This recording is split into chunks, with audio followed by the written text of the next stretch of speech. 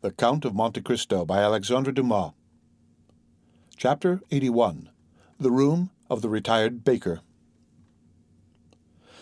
The evening of the day on which the Count of Morcerf had left Danglars' house with feelings of shame and anger at the rejection of the projected lions, Monsieur Cavalcanti, with curled hair, moustaches in perfect order, and white gloves which fitted admirably, had entered the courtyard of the banker's house in La Chaussée d'Antin.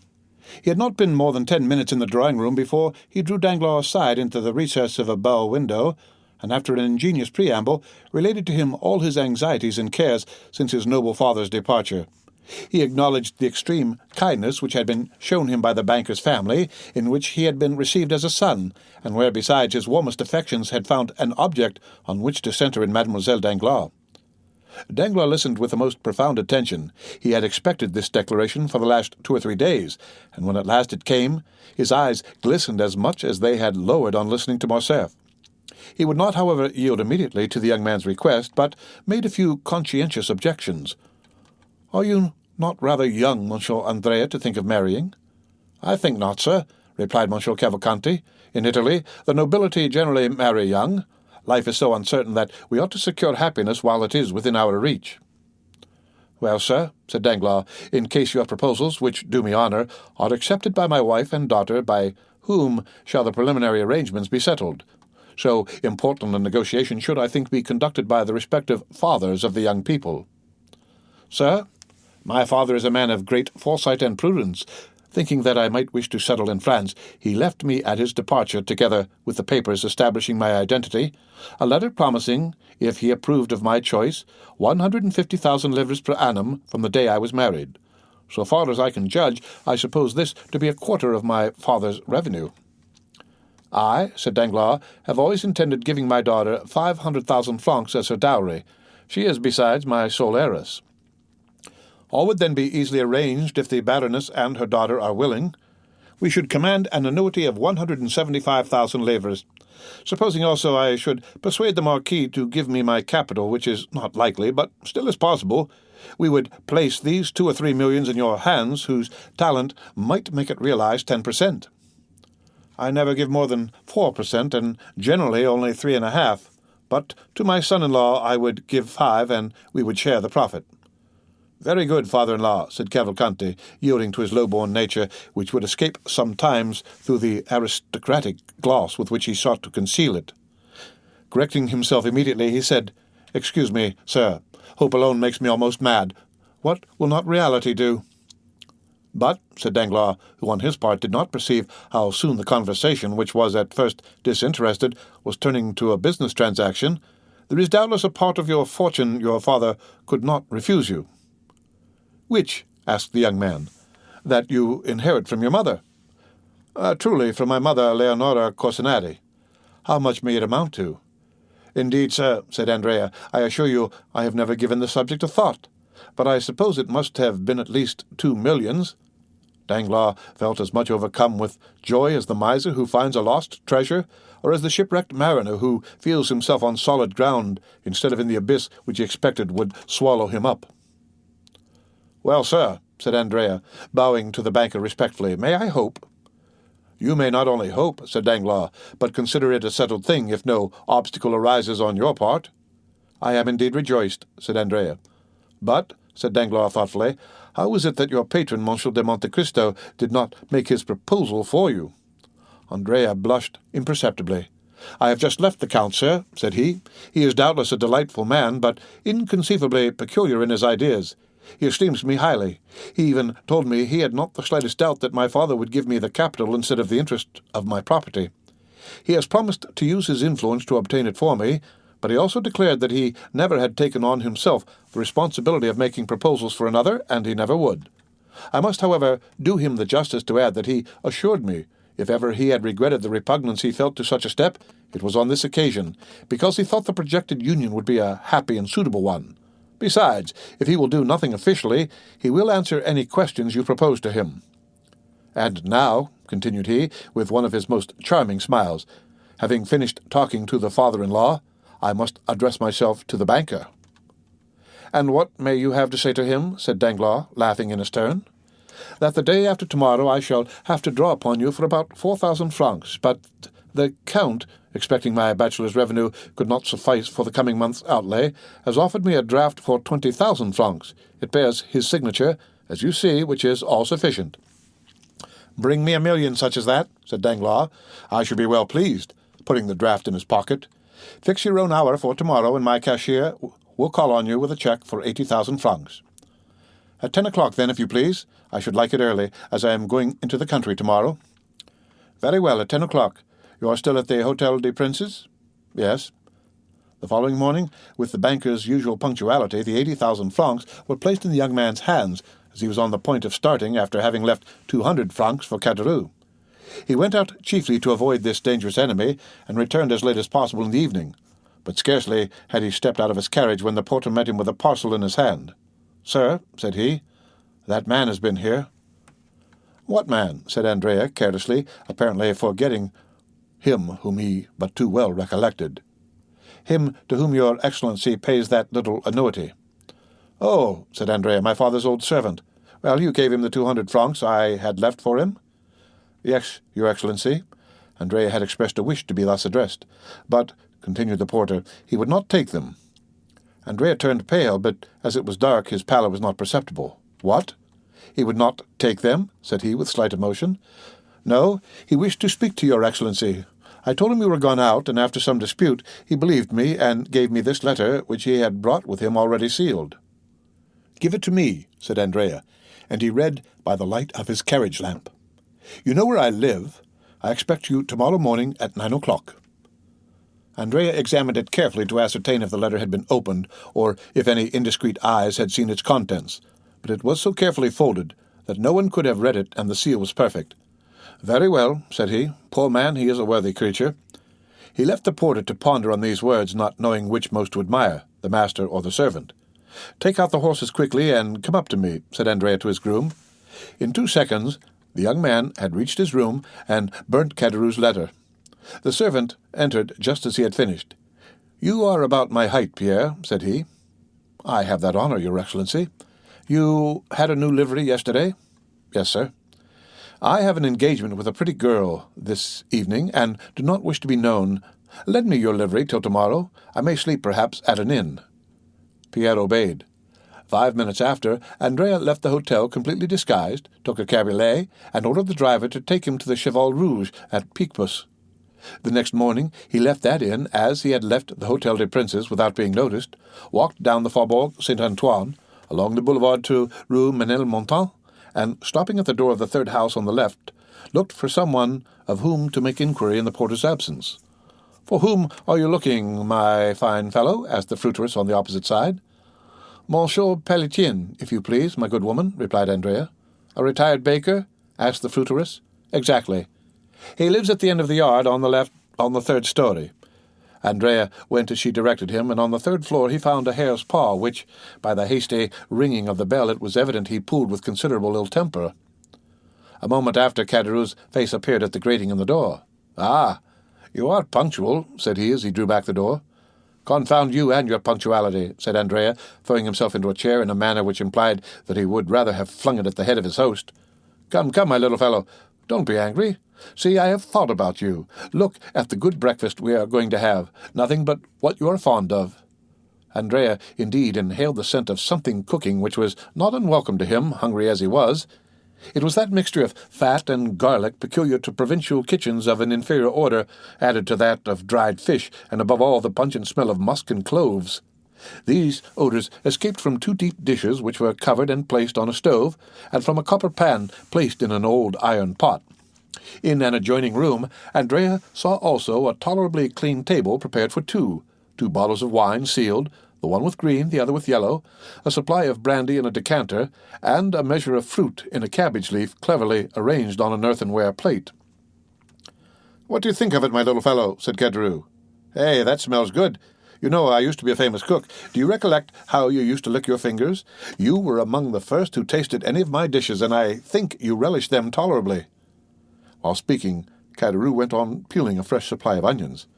"But," said Andrea ill-temperedly, "by my faith, if it was only to breakfast with you that you disturbed me, I wish the devil had taken you." "My boy," said Caderousse sententiously, "one can talk while eating, and then you, ungrateful being, you are not pleased to see an old friend? I am weeping with joy." He was truly crying, but it would have been difficult to say whether joy or the onions produced the greatest effect on the lachrymal glands of the old innkeeper of the Pont de Garde. "Hold your tongue, hypocrite," said Andreas. "You love me." "Yes, I do, or may the devil take me." "I know it is a weakness," said Caderousse, "but it overpowers me. And yet it has not prevented your sending for me to play some trick." "Come," said Caderousse, wiping his large knife on his apron. "If I did not like you, do you think I should endure the wretched life you lead me? Think for a moment. You have your servant's clothes on. You therefore keep a servant. I have none, and am obliged to prepare my own meals. You abuse my cookery because you dine at the table d'hôte of the Hôtel des Princes or the Café de Paris. Well, I, too, could keep a servant. I, too, could have a tilbury. I, too, could dine where I like. But why do I not? Because I would not annoy my little Benedetto." "Come, just acknowledge that I could, eh?" This address was accompanied by a look which was by no means difficult to understand. "Well," said Andrea, "admitting your love, why do you want me to breakfast with you?" "That I may have the pleasure of seeing you, my little fellow." "What is the use of seeing me after we have made all our arrangements?" "Oh, dear friend," said Caderousse, "are wills ever made without codicils? But you first came to breakfast, did you not? Well, sit down, and let us begin with these pilchards, and this fresh butter which I have put on some vine leaves to please you, wicked one. Ah, yes, you look at my room, my 4 straw chairs, my images, 3 francs each. But what do you expect? This is not the Hôtel des Princes. Come, you are growing discontented, you are no longer happy. You, who only wish to live like a retired baker." Caderousse sighed. "Well, what have you to say? You have seen your dream realized. I can still say it is a dream. A retired baker, my poor Benedetto, is rich. He has an annuity." "Well, you have an annuity." "I have?" "Yes, since I bring you your 200 francs. Caderousse shrugged his shoulders. "It is humiliating," said he, "thus to receive money given grudgingly, an uncertain supply which may soon fail. You see, I am obliged to economize in case your prosperity should cease. Well, my friend, fortune is inconstant, as the chaplain of the regiment said. I know your prosperity is great, you rascal.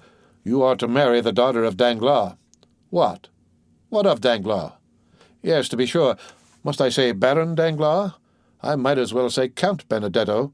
He was an old friend of mine, and if he had not so bad a memory he ought to invite me to your wedding, seeing he came to mine. Yes, to mine. Gad, he was not so proud then. He was an under-clerk to the good Monsieur Morel. I have dined many times with him and the Count of Morcerf, so you see I have some high connections, and were I to cultivate them a little, we might meet in the same drawing-rooms." "Come, your jealousy represents everything to you in the wrong light." "That is all very fine, Benedetto mio, but I know what I am saying. Perhaps I may one day put on my best coat, and presenting myself at the great gate, introduce myself. Meanwhile, let us sit down to eat." And Caderousse set the example and attacked the breakfast with good appetite. Praising each dish he set before his visitor. The latter seemed to have resigned himself. He drew the corks and partook largely of the fish with the garlic and fat. "Ah, mate," said Caderousse, "you are getting on better terms with your old landlord." "Faith, yes," replied Andrea, whose hunger prevailed over every other feeling. "So you like it, you rogue?" "So much that I wonder how a man who can cook thus can complain of hard living." "Do you see," said Caderousse, "all my happiness is marred by one thought." "What is that?" "That I am dependent on another, I, who have always gained my own livelihood honestly." "Do not let that disturb you. I have enough for 2. No, truly, you may believe me if you will, at the end of every month I am tormented by remorse." "Good Caderousse! So much so that yesterday I would not take the 200 francs. "Yes, you wished to speak to me, but was it indeed remorse? Tell me." "True remorse, and besides, an idea had struck me." Andrea shuddered. He always did so at Caderousse's ideas. "It is miserable, do you see, always to wait till the end of the month?" "Oh," said Andrea philosophically, determined to watch his companion narrowly, "does not life pass in waiting? Do I, for instance, fare better? Well, I wait patiently, do I not?" "Yes, because instead of inspecting 200 wretched francs, you expect 5,000 or 6,000, perhaps 10, perhaps even 12, for you take care not to let anyone know the utmost." Down there you always had little presents and Christmas boxes which you tried to hide from your poor friend Caderousse. Fortunately, he is a cunning fellow, that friend Caderousse. There you are beginning again to ramble, to talk again and again of the past. But what is the use of teasing me with going all over that again? Ah, you are only 21 and can forget the past. I am 50 and am obliged to recollect it. But let us return to business. Yes? I was going to say, if I were in your place, well, I would realize. How would you realize?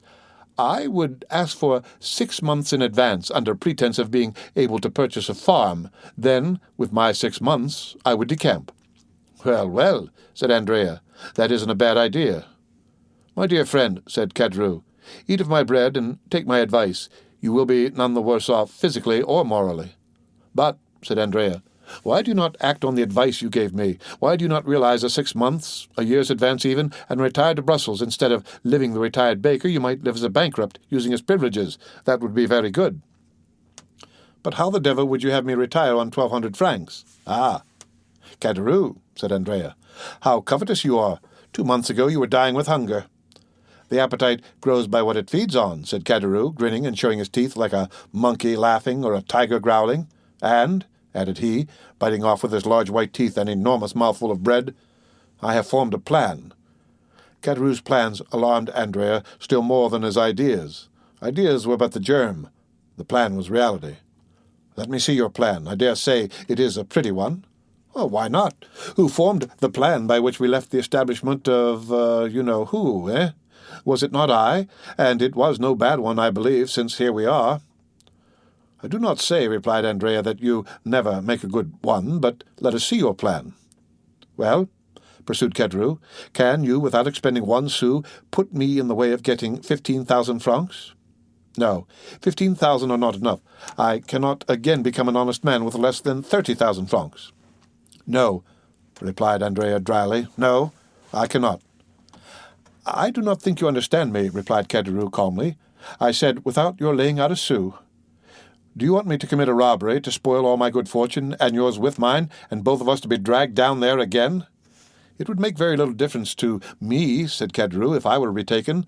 I am a poor creature to live alone, and sometimes pine for my old comrades, not like you, heartless creature, who would be glad never to see them again. Andrea did more than tremble this time. He turned pale. Come, Caderousse. No nonsense, said he.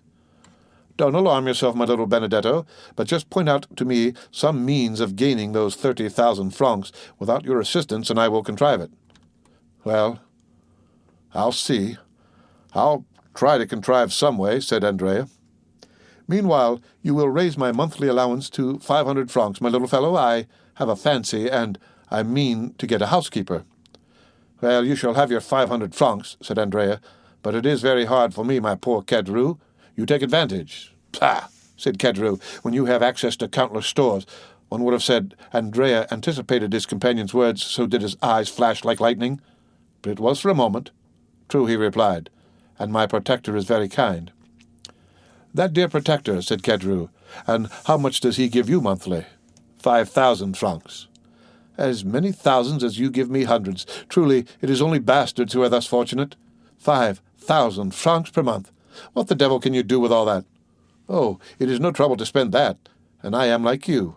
I want capital. Capital? Yes, I understand. Everyone would like capital. Well, and I shall get it. Who will give it to you? Your prince? Yes, my prince. But unfortunately I must wait. You must wait for what? Asked Caderousse. For his death. The death of your prince? Yes. How so? Because he has made his will in my favor. Indeed, on my honor. For how much? For 500,000. Only that? It's little enough. But so it is. No, it cannot be. Are you my friend, Caderousse? Yes, in life or death. Well, I will tell you a secret.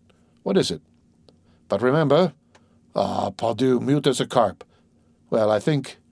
Andrea stopped and looked around. You think? Do not fear, pardieu. We are alone. I think I have discovered my father.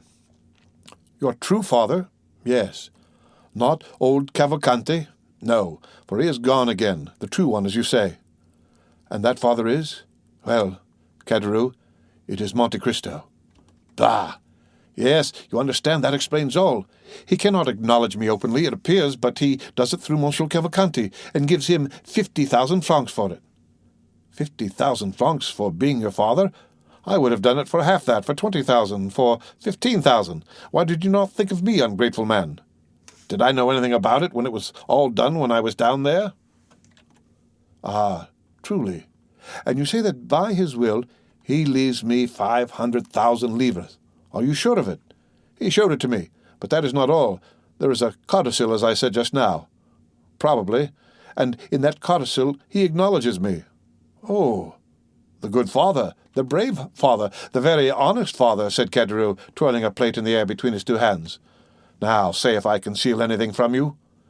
No, and your confidence makes you honourable in my opinion. And your princely father, is he rich, very rich? Yes, he is that. He does not himself know the amount of his fortune. Is it possible? It is evident enough to me, who am always at his house. The other day a banker's clerk brought him 50,000 francs in a portfolio about the size of your plate. Yesterday his banker brought him 100,000 francs in gold. Caderousse was filled with wonder. The young man's words sounded to him like metal, and he thought he could hear the rushing of cascades of louis. "And you go into that house?" cried he briskly. "When I like." Caderousse was thoughtful for a moment. It was easy to perceive he was revolving some unfortunate idea in his mind. Then suddenly, "How I should like to see all that," cried he. "How beautiful it must be!" "It is in fact magnificent," said Andrea. "And does he not live in the Champs-Élysées?" "Yes, number 30. "Ah," said Caderousse, "number 30. Yes, a fine house standing alone between a courtyard and a garden. You must know it." "Possibly, but it is not the exterior I care for, it is the interior. What beautiful furniture there must be in it." "Have you ever seen the Tuileries?" "No." "Well, it surpasses that." "It must be worth one's while to stoop, Andrea, when that good Monsieur Monte Cristo lets fall his purse." "It is not worth while to wait for that," said Andrea. "Money is as plentiful in that house as fruit in an orchard." "But you should take me there one day with you." "How can I? On what plea?" "You are right. But you have made my mouth water. I must absolutely see it. I shall find a way." "No nonsense, Caderousse. I will offer myself as a floor polisher. The rooms are all carpeted. Well, then, I must be contented to imagine it." "That is the best plan, believe me. Try at least to give me an idea of what it is." "How can I? Nothing is easier. Is it large?" "Middling." "How is it arranged?" "Faith, I should require pen, ink, and paper to make a plan." "They are all here," said Caderousse briskly. He fetched from an old secretary a sheet of white paper, and pen, and ink. "Here," said Caderousse, "draw me all that on the paper, my boy." Andrea took the pen with an imperceptible smile and began. "The house, as I said, is between the court and the garden. In this way, do you see?" Andrea drew the garden, the court, and the house. "High walls?" "Not more than 8 or 10 feet." "That is not prudent," said Caderousse. "In the court are orange trees in pots, turf, and clumps of flowers." "And no steel traps?" "No." "The stables are on either side of the gate, which you see there." And Andrea continued his plan. "Let us see the ground floor," said Caderousse. "On the ground floor, dining room, 2 drawing rooms, billiard room, staircase in the hall, and a little back staircase." "Windows?" "Magnificent windows, so beautiful, so large that I believe a man of your size should pass through each frame." "Why the devil have they any stairs with such windows?" "Luxury has everything." "But shutters?" "Yes, but they are never used. The Count of Monte Cristo is an original who loves to look at the sky, even at night." "And where do the servants sleep?" "Oh, they have a house to themselves. Picture to yourself a pretty coach-house at the right-hand side where the ladders are kept. Well, over that coach-house are the servants' rooms, with bells corresponding with the different apartments." "Ah, diable! Bells, did you say?" "What do you mean?" "Oh, nothing. I only say they cost a load of money to hang, and what is the use of them, I should like to know?" "There used to be a dog let loose in the yard at night, but it has been taken to the house at Auteuil. To that you went to, you know." "Yes." "I was saying to him only yesterday, 'You are imprudent, Monsieur Count, for when you go to Auteuil and take your servants, the house is left unprotected.' 'Well,' said he, 'what next?' 'Well, next, some day you will be robbed.'" "What did he answer?" He quietly said, "What do I care if I am?" "Andrea, he has some secretary with a spring." How do you know?" "Yes, which catches the thief in a trap and plays a tune. I was told there were such at the last exhibition." "He has simply a mahogany secretary in which a key is always kept." "And he is not robbed?" "No, his servants are all devoted to him." "There ought to be some money in that secretary." "There may be. No one knows what there is." "And where is it?" "On the first floor." "Sketch me the plan of that floor, as you have done of the ground floor, my boy." "Oh, that is very simple." Andrea took the pen. "On the first story, do you see, there is the anteroom and the drawing-room. To the right of the drawing-room, a library and a study. To the left, a bedroom and a dressing-room. The famous secretary is in the dressing-room." "Is there a window in the dressing-room?" "Two. One here and one there."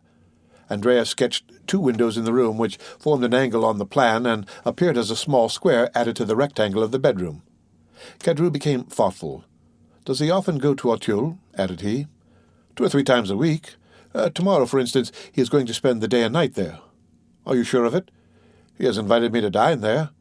"There's a life for you," said Caderousse, "a town house and a country house." "That is what it is to be rich." "And shall you dine there?" "Probably." "When you dine there, do you sleep there?" "If I like. I am at home there." Caderousse looked at the young man as if to get at the truth from the bottom of his heart.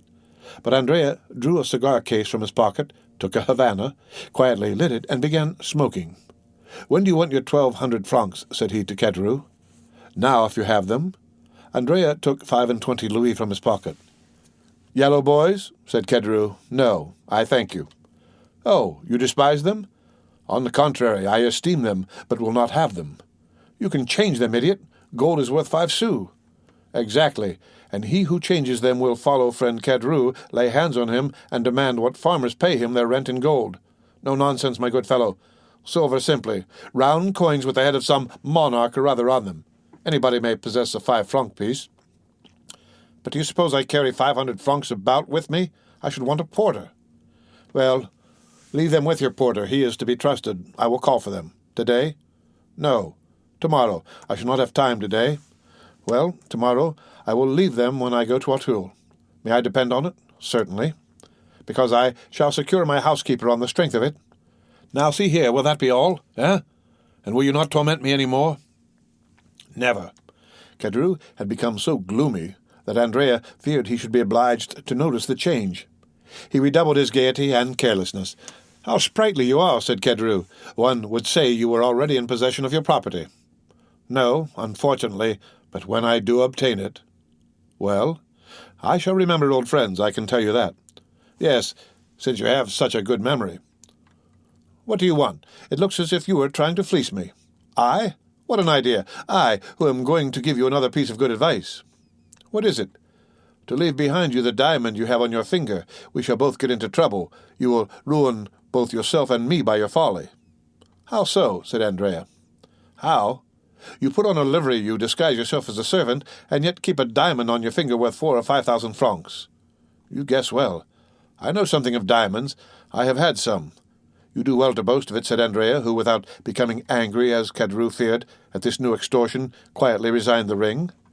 Caderousse looked so closely at it that Andrea well knew that he was examining it to see if all the edges were perfect. "It is a false diamond," said Caderousse. "You are joking now," replied Andrea. "Do not be angry. We can try it." Caderousse went to the window, touched the glass with it, and found it would cut. "Confiteor," said Caderousse, putting the diamond on his little finger. "I was mistaken, but those thieves of jewellers imitate so well that it is no longer worth while to rob a jeweller's shop. It is another branch of industry paralyzed." "Have you finished?" said Andrea. "Do you want anything more? Will you have my waistcoat or my hat? Make free, now you have begun." "No. You are, after all, a good companion. I will not detain you, and will try to cure myself of my ambition. But care take the same thing does not happen to you in selling the diamond you feared with the gold." "I shall not sell it, do not fear." "Not at least till the day after tomorrow," thought the young man. "Happy rogue," said Caderousse. "You are going to find your servants, your horses, your carriage, and your betrothed." "Yes," said Andrea. "Well, I hope you will make a handsome wedding present the day you marry Mademoiselle Danglars. I have already told you it is a fancy you have taken in your head." "What fortune has she?" "But I tell you—" "1 million?" Andrea shrugged his shoulders. "Let it be 1,000,000, said Caderousse. "You can never have so much as I wish you." "Thank you," said the young man. "Oh, I wish it you with all my heart," added Caderousse with his hoarse laugh. "Stop. Let me show you the way." "It is not worth while." "Yes, it is." "Why?" "Because there is a little secret, a precaution I thought it desirable to take, one of Yoret and Fichet's locks, revised and improvised by Gaspard Caderousse. I will manufacture you a similar one when you are a capitalist." "Thank you," said Andrea. "I will let you know a week beforehand." They parted. Caderousse remained on the landing until he had not only seen Andrea go down the 3 stories, but also across the court. Then he returned hastily, shut his door carefully, and began to study like a clever architect the plan Andrea had left him. "Dear Benedetto," said he, "I think he will not be sorry to inherit his fortune, and he who hastens the day when he can touch his 500,000 will not be his worst friend." The end of Chapter 81 of The Count of Monte Cristo. Read by Rick Kistner for Lit2Go on the web at fcit.usf.edu.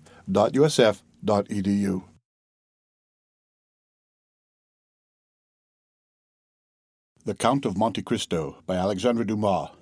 Chapter 82. The Burglary. The day following that on which the conversation we have related took place, the Count of Monte Cristo set out for Auteuil, accompanied by Ali and several attendants, and also taking with him some horses whose qualities he was desirous of ascertaining. He was induced to undertake this journey, of which the day before he had not even thought, and which had not occurred to Andrea either, by the arrival of Bertuccio from Normandy with intelligence respecting the house and sloop. The house was ready, and the sloop, which had arrived a week before, lay at anchor in a small creek with her crew of 6 men, who had observed all the requisite formalities and were ready again to put to sea. The Count praised Bertuccio's zeal, and ordered him to prepare for a speedy departure, as his stay in France would not be prolonged more than a month. "Now," said he, "I may require to go in 1 night from Paris to Treport. Let 8 fresh horses be in readiness on the road, which will enable me to go 50 leagues in 10 hours." "Your Highness had already expressed that wish," said Bertuccio, "and the horses are ready. I have bought them and stationed them myself at the most desirable posts, that is, in villages where no one generally stops." "That's well," said Monte Cristo. "I remain here a day or 2, arrange accordingly." As Bertuccio was leaving the room to give the requisite orders, Baptistin opened the door. He held a letter on a silver waiter. "What are you doing here?" asked the Count, seeing him covered with dust. "I did not send for you, I think." Baptistin, without answering, approached the Count and presented the letter. "Important and urgent," said he. The Count opened the letter and read, "Monsieur de Monte Cristo is apprised that this night a man will enter his house in the Champs-Élysées with the intention of carrying off some papers supposed to be in the secretary in the dressing-room. The Count's well-known courage will render unnecessary the aid of the police, whose interference might seriously affect him who sends this advice. The Count, by any opening from the bedroom or by concealing himself in the dressing-room, would be able to defend his property himself. Many attendants or apparent precautions would prevent the villain from the attempt, and Monsieur de Monte Cristo would lose the opportunity of discovering an enemy whom chance has revealed to him, who now sends this warning to the Count, a warning he might not be able to send another time, if this first attempt should fail, and another be made." The Count's first idea was that this was an artifice, a gross deception to draw his attention from a minor danger in order to expose him to a greater. He was on the point of sending the letter to the commissary of police, notwithstanding the advice of his anonymous friend, or perhaps because of that advice, when suddenly the idea occurred to him that it might be some personal enemy whom he alone should recognize, and over whom, if such were the case, he alone would gain any advantage, as Fiesco had done over the Moor who would have killed him. See editorial note. Editor's note: this refers to the Genoese conspirator of that name. We know the Count's vigorous and daring mind, denying anything to be impossible with that energy which marks the great man. From his past life, from his resolution to shrink from nothing, the Count had acquired an inconceivable relish for the contests in which he had engaged, sometimes against nature, that is to say, against God, and sometimes against the world, that is, against the devil. "They do not want my papers," said Monte Cristo. "They want to kill me. They are no robbers, but assassins. I will not allow the prefect of police to interfere with my private affairs. I am rich enough, forsooth, to distribute his authority on this occasion." The Count recalled Baptistin, who had left the room after delivering the letter. "Return to Paris," said he. "Assemble the servants who remain there. I want all my household at Auteuil." "But will no one remain in the house, my lord?" asked Baptistine. "Yes, the porter." "My lord will remember that the lodge is at a distance from the house." "Well?" "The house might be stripped without his hearing the least noise." "By whom?" "By thieves." "You are a fool, Monsieur Baptistine. Thieves might strip the house. It would annoy me less than to be disobeyed." Baptistine bowed. "You understand me," said the Count. "Bring your comrades here, one and all, but let everything remain as usual. Only close the shutters of the ground floor." "And those of the second floor?" "You know they are never closed. Go." The Count signified his intention of dining alone, and that no one but Ali should attend him. Having dined with his usual tranquillity and moderation, the Count, making a signal to Ali to follow him, went out by the side gate, and on reaching the Bois de Boulogne, turned, apparently without design, towards Paris, and at twilight found himself opposite his house in the Champs-Élysées. All was dark. One solitary feeble light was burning in the porter's lodge about 40 paces distance from the house, as Baptistine had said. Monte Cristo leaned against a tree, and with that scrutinizing glance which was so rarely deceived, looked up and down the avenue, examined the passers-by, and carefully looked down the neighboring streets to see that no one was concealed. 10 minutes passed thus, and he was convinced that no one was watching him. He hastened to the side door with Ali, entered hurriedly, and by the servants' staircase, of which he had the key, gained his bedroom without opening or disarranging a single curtain, without even the porter having the slightest suspicion that the house, which he supposed empty, contained its chief occupant. Arrived in his bedroom, the Count motioned to Ali to stop. Then he passed into the dressing-room, which he examined. Everything appeared as usual, the precious secretary in its place, and the key in the secretary. He double-locked it, took the key, returned to the bedroom door, removed the double staple of the bolt, and went in. Meanwhile, Ali had procured the arms the Count required, namely, a short carbine and a pair of double-barreled pistols, with which as sure a name might be taken as with a single-barreled one. Thus armed, the Count held the lives of 5 men in his hands. It was about 9:30. The Count and Ali ate in haste a crust of bread and drank a glass of Spanish wine. Then Monte Cristo slipped aside one of the movable panels which enabled him to see into the adjoining room. He had within his reach his pistols and carbine, and Ali, standing near him, held one of the small Arabian hatchets whose form has not varied since the Crusades. Through one of the windows of the bedroom, on a line with that in the dressing-room, the Count could see into the street. 2 hours passed thus. It was intensely dark. Still, Ali, thanks to his wild nature, and the Count, thanks doubtless to his long confinement, could distinguish in the darkness the slightest movement of the trees. The little light in the lodge had long been extinct. It might be expected that the attack, if indeed an attack was projected, would be made from the staircase of the ground floor, and not from a window. In Monte Cristo's opinion, the villains sought his life, not his money. It would be his bedroom they would attack, and they must reach it by the back staircase or by the window in the dressing-room. The clock of the Invalides struck 11:45. The west wind bore on its moistened gusts the doleful vibration of the 3 strokes. As the last stroke died away, the Count thought he heard a slight noise in the dressing-room. This first sound, or rather this first grinding, was followed by a second, then a third. At the 4th, the Count knew what to expect. A firm and well-practiced hand was engaged in cutting the 4 sides of a pane of glass with a diamond. The Count felt his heart beat more rapidly. Inured as men may be to danger, forewarned as they may be of peril, they understand, by the fluttering of the heart and the shuddering of the frame, the enormous difference between a dream and a reality, between the project and the execution. However, Monte Cristo only made a sign to apprise Ali, who, understanding that danger was approaching from the other side, drew nearer to his master. Monte Cristo was eager to ascertain the strength and number of his enemies. The window whence the noise proceeded was opposite the opening by which the Count could see into the dressing-room. He fixed his eyes on that window. He distinguished a shadow in the darkness. Then one of the panes became quite opaque, as if a sheet of paper were stuck on the outside. Then the square cracked without falling through the opening. An arm was passed to find the fastening, then a second. The window turned on its hinges, and a man entered.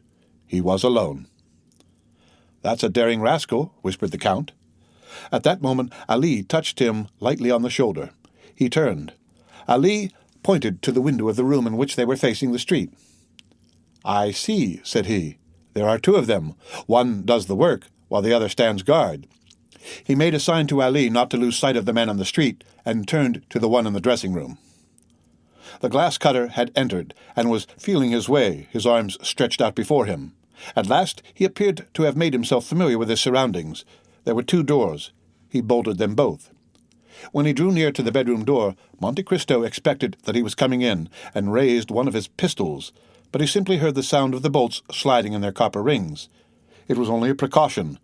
The nocturnal visitor, ignorant of the fact that the Count had removed the staples, might now think himself at home, and pursue his purpose with full security. Alone, and free to act as he wished, the man then drew from his pocket something which the Count could not discern, placed it on a stand, then went straight to the secretary, felt the lock, and, contrary to his expectation, found that the key was missing. But the glass-cutter was a prudent man who had provided for all emergencies.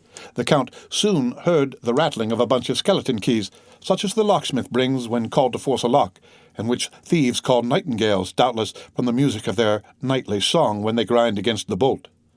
"Aha!" whispered Monte Carlo with a smile of disappointment. "He is only a thief." But the man in the dark could not find the right key. He reached the instrument he had placed on the stand, touched a spring, and immediately a pale light, just bright enough to render objects distinct, was reflected on his hands and countenance. "By heavens!" exclaimed Monte Cristo, starting back. "It is—" Ali raised his hatchet. "Don't stir," whispered Monte Cristo, "and put down your hatchet. We shall require no arms." Then he added some words in a low tone, for the exclamation which surprise had drawn from the Count, faint as it had been, had startled the man who remained in the pose of the old knife-grinder. It was an order the Count had just given, for immediately Ali went noiselessly and returned, bearing a black dress and a 3-cornered hat. Meanwhile, Monte Cristo had rapidly taken off his greatcoat, waistcoat, and shirt, and one might distinguish by the glimmering through the open panel that he wore a pliant tunic of steel mail, of which the last in France, where daggers are no longer dreaded, was worn by King Louis XVI, who feared the dagger at his breast, and whose head was cleft with a hatchet. The tunic soon disappeared under a long cassock, as did his hair under a priest's wig. A 3-cornered hat over this effectually transformed the Count into an abbé.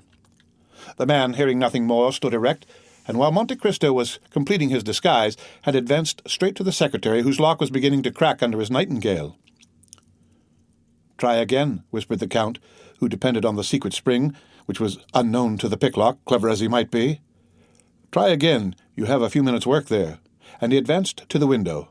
The man whom he had seen seated on a fence had got down, and was still pacing the street. But, strange as it appeared, he cared not for those who might pass from the avenue of the Champs-Élysées or by the Faubourg Saint-Honoré. His attention was engrossed with what was passing at the Count's, and his only aim appeared to be to discern every movement in the dressing-room. Monte Cristo suddenly struck his finger on his forehead, and a smile passed over his lips. Then, drawing near to Ali, he whispered, "Remain here, concealed in the dark, and whatever noise you hear, whatever passes, only come in or show yourself if I call you." Ali bowed in token of strict obedience. Monte Cristo then drew a lighted taper from a closet, and when the thief was deeply engaged with his lock, silently opened the door, taking care that the light should shine directly on his face.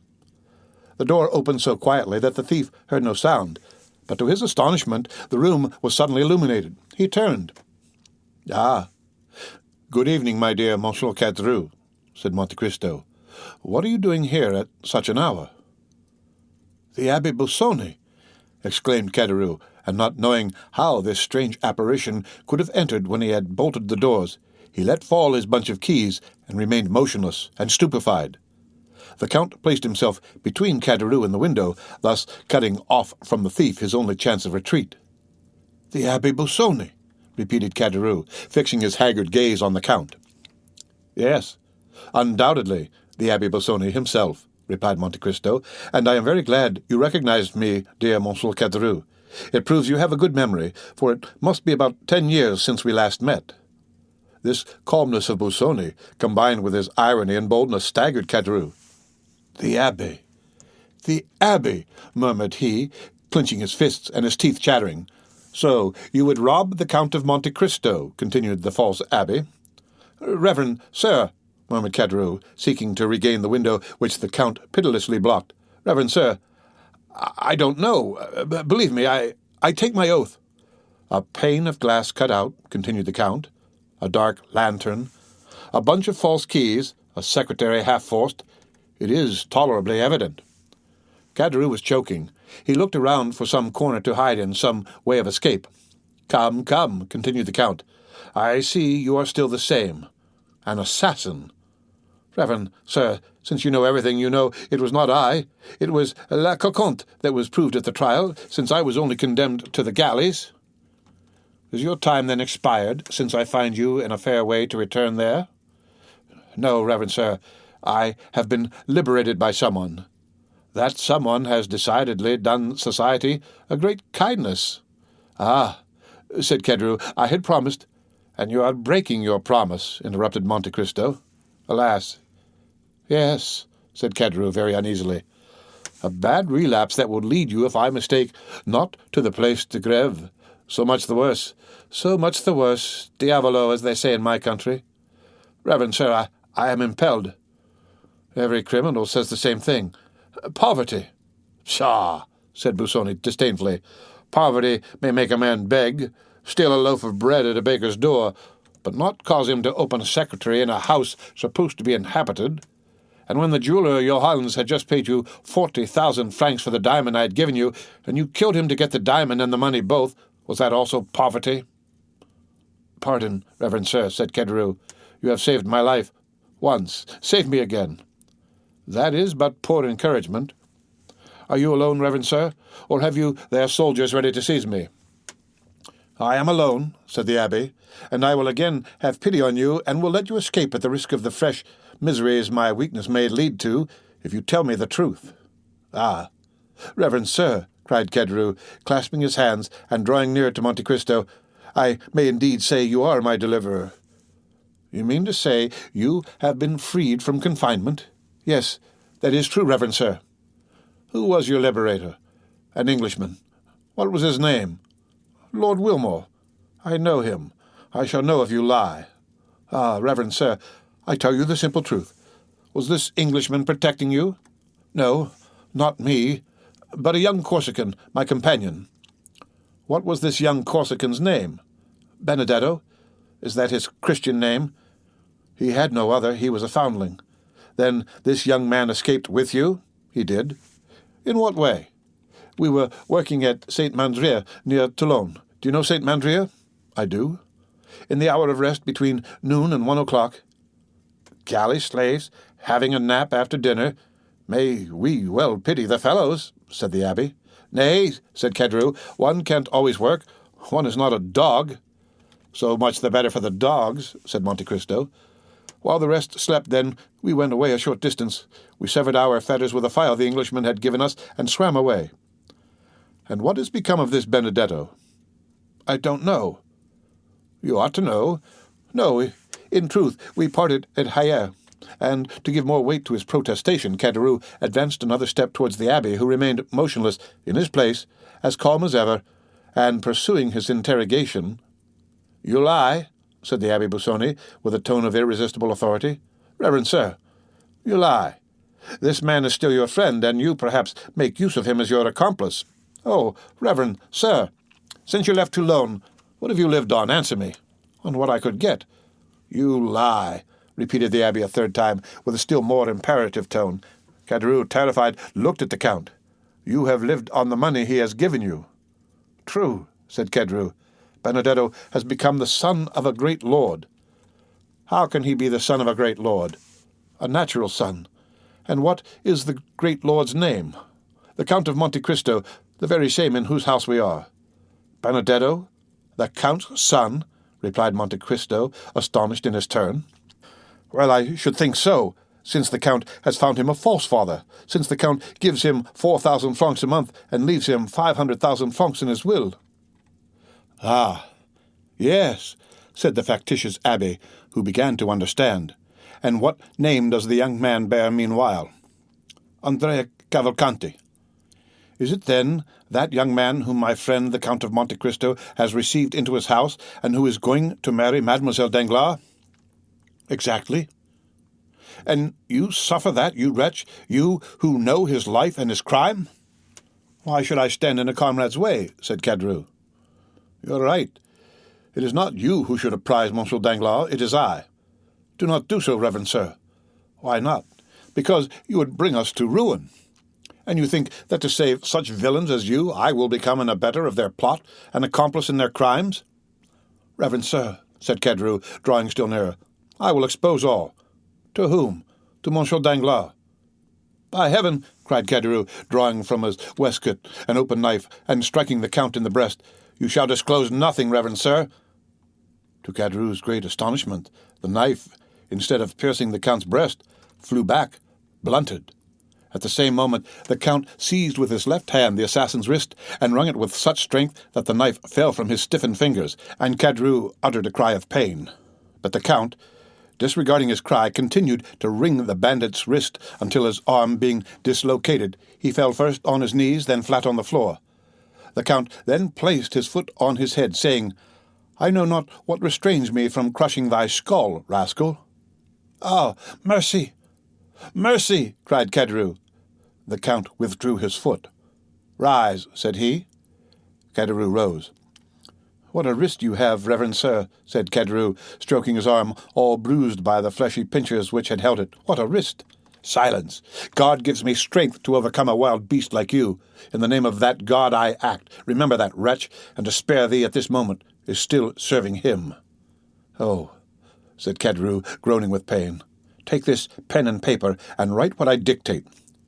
I don't know how to write, reverend sir. You lie. Take this pen and write. Caderousse, awed by the superior power of the abbé, sat down and wrote.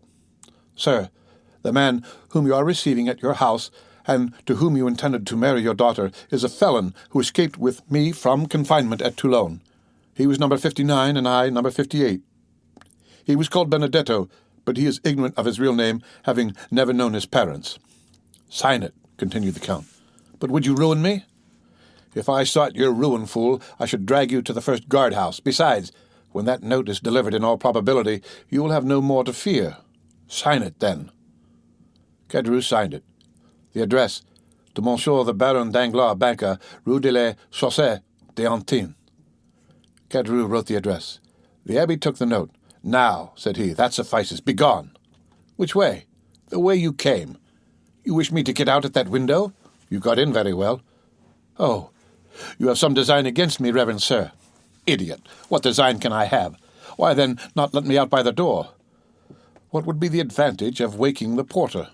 Ah, reverend sir, tell me, do you wish me dead? I wish what God wills. But swear that you will not strike me as I go down. Cowardly fool! What do you intend doing with me? I ask you, what can I do? I have tried to make you a happy man, and you have turned out a murderer. Oh, monsieur, said Caderousse, make one more attempt. Try me once more. I will, said the Count. Listen, you know if I may be relied on. Yes, said Caderousse. If you arrive safely at home, what have I to fear except from you? If you reach your home safely, leave Paris, leave France, and wherever you may be, so long as you conduct yourself well, I will send you a small annuity, for if you return home safely, then, asked Caderousse, shuddering, then I shall believe God has forgiven you, and I will forgive you too. As true as I am a Christian, stammered Caderousse, you will make me die of fright. Now begone, said the Count, pointing to the window. Caderousse, scarcely yet relying on this promise, put his legs out of the window and stood on the ladder. Now go down, said the abbé, folding his arms. Understanding he had nothing more to fear from him, Caderousse began to go down. Then the Count brought the taper to the window, that it might be seen in the Champs-Élysées that a man was getting out of the window while another held a light. What are you doing, reverend sir? Suppose a watchman should pass. And he blew out the light. He then descended, but it was only when he felt his foot touch the ground that he was satisfied of his safety. Monte Cristo returned to his bedroom, and glancing rapidly from the garden to the street, he saw first Caderousse, who, after walking to the end of the garden, fixed his ladder against the wall at a different part from where he came in. The Count, then looking over into the street, saw the man who appeared to be waiting run in the same direction, and place himself against the angle of the wall where Caderousse would come over. Caderousse climbed the ladder slowly, and looked over the coping to see if the street was quiet. No one could be seen or heard. The clock of the Invalides struck 1. Then Caderousse sat astride the coping, and drawing up his ladder, passed it over the wall. Then he began to descend, or rather to slide down by the two stanchions, which he did with an ease which proved how accustomed he was to the exercise. But once started, he could not stop. In vain did he see a man start from the shadow when he was halfway down. In vain did he see an arm raised as he touched the ground. Before he could defend himself, that arm struck him so violently in the back that he let go the ladder, crying, "Help!" A second blow struck him almost immediately in the side, and he fell, calling, "Help! Murder!" Then, as he rolled on the ground, his adversary seized him by the hair and struck him a third blow in the chest. This time Caderousse endeavored to call again, but he could only utter a groan, and he shuddered as the blood flowed from his 3 wounds. The assassin, finding that he no longer cried out, lifted his head up by the hair. His eyes were closed, and the mouth was distorted. The murderer, supposing him dead, let fall his head and disappeared. Then Caderousse, feeling that he was leaving him, raised himself on his elbow, and with a dying voice cried with great effort, "Murder! I am dying! Help, reverend sir, help!" This mournful appeal pierced the darkness. The door of the back staircase opened, then the side gate of the garden, and Ali and his master were on the spot with lights. The end of Chapter 82 of The Count of Monte Cristo. Read by Rick Kistner for Lit to Go on the web at fcit.usf.edu.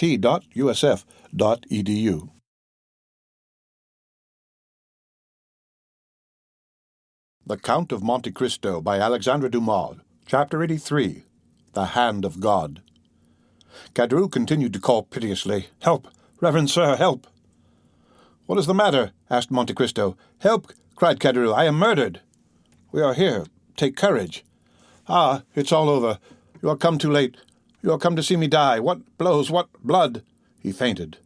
Ali and his master conveyed the wounded man into a room. Monte Cristo motioned to Ali to undress him, and he then examined his dreadful wounds. "My God," he exclaimed, "thy vengeance is sometimes delayed, but only that it may fall the more effectually." Ali looked at his master for further instructions. "Bring here immediately the king's attorney, Monsieur de Villefort, who lives in the Faubourg Saint-Honoré. As you pass the lodge, wake the porter and send him for a surgeon." Ali obeyed, leaving the abbé alone with Caderousse, who had not yet revived. When the wretched man again opened his eyes, the Count looked at him with a mournful expression of pity, and his lips moved as if in prayer. "A surgeon, reverend sir, a surgeon," said Caderousse. "I have sent for one," replied the abbé. "I know he cannot save my life, but he may strengthen me to give my evidence." "Against whom?" "Against my murderer." "Did you recognize him?" "Yes, it was Benedetto." "The young Corsican?" "Himself." "Your comrade?" "Yes, after giving me the plan of this house, doubtless hoping I should kill the Count and he thus become his heir, or that the Count would kill me and I should be out of his way, he waylaid me and has murdered me. I have also sent for the procureur. He will not come in time. I feel my life fast ebbing." "Wait a moment," said Monte Cristo. He left the room and returned in 5 minutes with a phial. The dying man's eyes were all the time riveted on the door through which he hoped succour would arrive. "Hasten, reverend sir, hasten! I shall faint again." Monte Cristo approached and dropped on his purple lips 3 or 4 drops of the contents of the vial. Caderousse drew a deep breath. "Oh," said he, "that is life to me. More, more." 2 drops more would kill you," replied the abbé. "Oh, send for someone to whom I can denounce the wretch." "Shall I write your deposition? You can sign it." "Yes, yes," said Caderousse, and his eyes glistened at the thought of this posthumous revenge. Monte Cristo wrote, "I die, murdered by the Corsican Benedetto, my comrade in the galleys at Toulouse, No. 59. "Quick, quick," said Caderousse, "or I shall be unable to sign it." Monte Cristo gave the pen to Caderousse, who collected all his strength, signed it, and fell back on his bed, saying, "You will relate all the rest, reverend sir. You will say he calls himself Monsieur Cavalcanti. He lodges at the Hôtel des Princes. Oh, I am dying." He again fainted. The abbé made him smell the contents of the vial, and he again opened his eyes. His desire for revenge had not forsaken him. "Ah, you will tell all I have said, will you not, reverend sir?" "Yes, and much more." "What more will you say?" "I will say he had doubtless given you the plan of this house in the hope the Count would kill you. I will say likewise he had apprised the Count by a note of your intention, and the Count being absent, I read the note and sat up to wait you." "And he will be guillotined, will he not?" said Caderousse. "Promise me that, and I will die with that hope." "I will say," continued the Count, "that he followed and watched you the whole time, and when he saw you leave the house, ran to the angle of the wall to conceal himself. Did you see all that? Remember my words. If you return home safely, I shall believe God has forgiven you, and I will forgive you also." "And you did not warn me," cried Caderousse, raising himself on his elbows. "You knew I should be killed on leaving this house, and you did not warn me."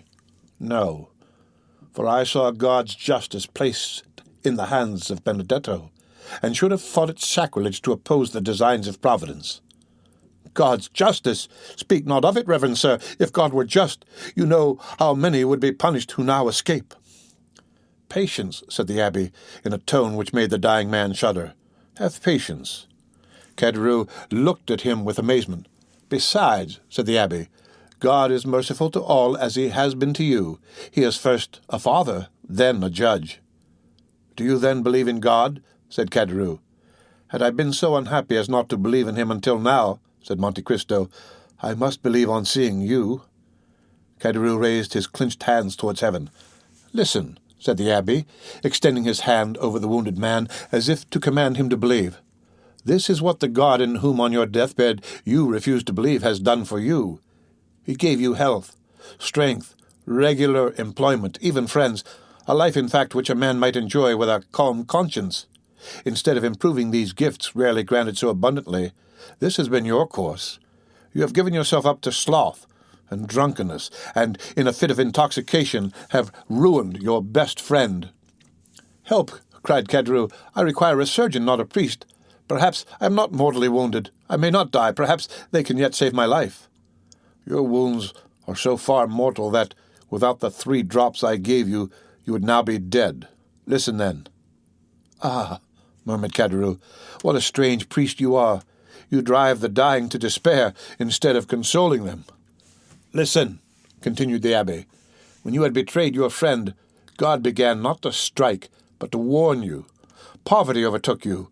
You had already passed half your life in coveting that which you might have honorably acquired, and already you contemplated crime under the excuse of want, when God worked a miracle in your behalf, sending you by my hands a fortune, brilliant indeed for you who had never possessed any. But this unexpected, unhoped-for, unheard-of fortune sufficed you no longer. When you once possessed it, you wished to double it, and how? By a murder. You succeeded, and then God snatched it from you and brought you to justice." "It was not I who wished to kill the Jew," said Caderousse. "It was Lecoqonte." "Yes," said Monte Cristo, "and God, I cannot say injustice, for his justice would have slain you, but God in his mercy spared your life. Pardieu, to transport me for life, how merciful! You thought it a mercy then, miserable wretch. The coward who feared death rejoiced at a perpetual disgrace, for like all galley slaves you said, 'I may escape from prison, I cannot from the grave.' And you said truly. The way was opened for you unexpectedly. An Englishman visited Toulon who had vowed to rescue 2 men from infamy, and his choice fell on you and your companion. You received a second fortune, money, and tranquillity were restored to you, and you, who had been condemned to a felon's life, might live as other men. Then, wretched creature, then you tempted God a 3rd time. 'I have not enough,' you said, when you had more than you before possessed, and you committed a 3rd crime without reason, without excuse. God is wearied. He has punished you." Caderousse was fast sinking. "Give me drink," said he. "I thirst. I burn." Monte Cristo gave him a glass of water. "And yet that villain Benedetto will escape." "No one, I tell you, will escape. Benedetto will be punished." "Then you too will be punished, for you did not do your duty as a priest. You should have prevented Benedetto from killing me." "I?" said the Count, with a smile which petrified the dying man, "when you had just broken your knife against the coat of mail which protected my breast? Yet, perhaps, if I had found you humble and penitent, I might have prevented Benedetto from killing you. But I found you proud and bloodthirsty, and I left you in the hands of God." "I do not believe there is a God," howled Caderousse. "You do not believe it. You lie, you lie." "Silence," said the abbé. "You will force the last drop of blood from your veins. What? You do not believe in God when he is striking you dead? You will not believe in him who requires but a prayer, a word, a tear, and he will forgive? God, who might have directed the assassin's dagger so as to end your career in a moment, has given you this quarter of an hour for repentance? Reflect then, wretched man, and repent." "No," said Caderousse, "no, I will not repent. There is no God, there is no providence. All comes by chance." "There is a providence. There is a God," said Monte Cristo, "of whom you are a striking proof as you lie in utter despair denying him, while I stand before you rich, happy, safe, and entreating that God in whom you endeavor not to believe, while in your heart you still believe in him." "But who are you, then?" asked Caderousse, fixing his dying eyes on the Count. "Look well at me," said Monte Cristo, putting the light near his face. "Well, the Abbé Busoni." Monte Cristo took off the wig which disfigured him, and let fall his black hair, which added so much to the beauty of his pallid features. "Oh," said Caderousse, thunderstruck, "but for that black hair, I should say you were the Englishman, Lord Wilmore." "I am neither the Abbé Busoni nor Lord Wilmore," said Monte Cristo. "Think again. Do you not recollect me?" There was a magic effect in the Count's words, which once more revived the exhausted powers of the miserable man. "Yes, indeed," said he. "I think I have seen you, and known you formerly. Yes, Caderousse, you have seen me. You knew me once. Who then are you, and why, if you knew me, do you let me die? Because nothing can save you. Your wounds are mortal. Had it been possible to save you, I should have considered it another proof of God's mercy, and I would again have endeavored to restore you, I swear by my father's tomb." "By your father's tomb?" said Caderousse, supported by a supernatural power, and half raising himself to see more distinctly the man who had just taken the oath which all men hold sacred. "Who then are you?" The Count had watched the approach of death. He knew this was the last struggle.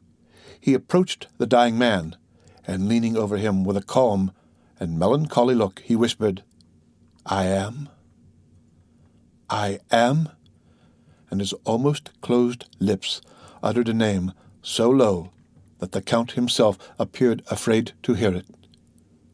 Caderousse, who had raised himself on his knees and stretched out his arm, tried to draw back, then clasping his hands and raising them with a desperate effort, "Oh, my God, said he, "pardon me for having denied thee. Thou dost exist. Thou art indeed man's father in heaven, and his judge on earth. My God, my Lord, I have long despised thee. Pardon me, my God. Receive me, O my Lord." Caderousse sighed deeply and fell back with a groan. The blood no longer flowed from his wounds. He was dead. "One," said the Count mysteriously, his eyes fixed on the corpse disfigured by so awful a death. 10 minutes afterwards, the surgeon and the procureur arrived, the one accompanied by the porter, the other by Ali, and were received by the Abbé Busoni, who was praying by the side of the corpse. The end of Chapter 83 of The Count of Monte Cristo, read by Rick Kishner for Lit2Go on the web at fcit.usf.edu.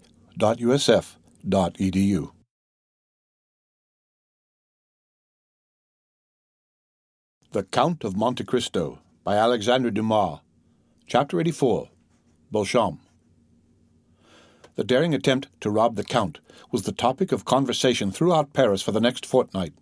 The dying man had signed a deposition declaring Benedetto to be the assassin. The police had orders to make the strictest search for the murderer. Caderousse's knife, dark lantern, bunch of keys, and clothing, excepting the waistcoat, which could not be found, were deposited at the registry. The corpse was conveyed to the morgue. The Count told everyone that this adventure had happened during his absence at Auteuil, and that he only knew what was related by the Abbé Busoni, who that evening, by mere chance, had requested to pass the night in his house to examine some valuable books in his library. Bertuccio alone turned pale whenever Benedetto's name was mentioned in his presence, but there was no reason why anyone should notice his doing so. Villefort, being called on to prove the crime, was preparing his brief with the same ardor that he was accustomed to exercise when required to speak in criminal cases. But 3 weeks had already passed, and the most diligent search had been unsuccessful. The attempted robbery and the murder of the robber by his comrade were almost forgotten in anticipation of the approaching marriage of Mademoiselle Danglars to the Count Andrea Cavalcanti. It was expected that this wedding would shortly take place, as the young man was received at the banker's as the betrothed. Letters had been dispatched to Monsieur Cavalcanti as the Count's father, who highly approved of the union, regretted his inability to leave Parma at that time, and promised a wedding gift of 150,000 livres. It was agreed that the 3 millions should be entrusted to Danglars to invest. Some persons had warned the young man of the circumstances of his future father-in-law, who had of late sustained repeated losses, but with sublime disinterestedness and confidence the young man refused to listen or to express a single doubt to the Baron. The Baron adored Count Andrea Cavalcanti. Not so Mademoiselle Eugenie Danglars. With an instinctive hatred of matrimony, she suffered Andrea's attentions in order to get rid of Morcerf, but when Andrea urged his suit, she betrayed an entire dislike to him. The Baron might possibly have perceived it, but, attributing it to a caprice, feigned ignorance. The delay demanded by Beauchamp had nearly expired. Morcerf appreciated the advice of Monte Cristo to let things die away of their own accord. No one had taken up the remark about the general, and no one had recognized in the officer who betrayed the castle of Yanina the noble count in the House of Peers.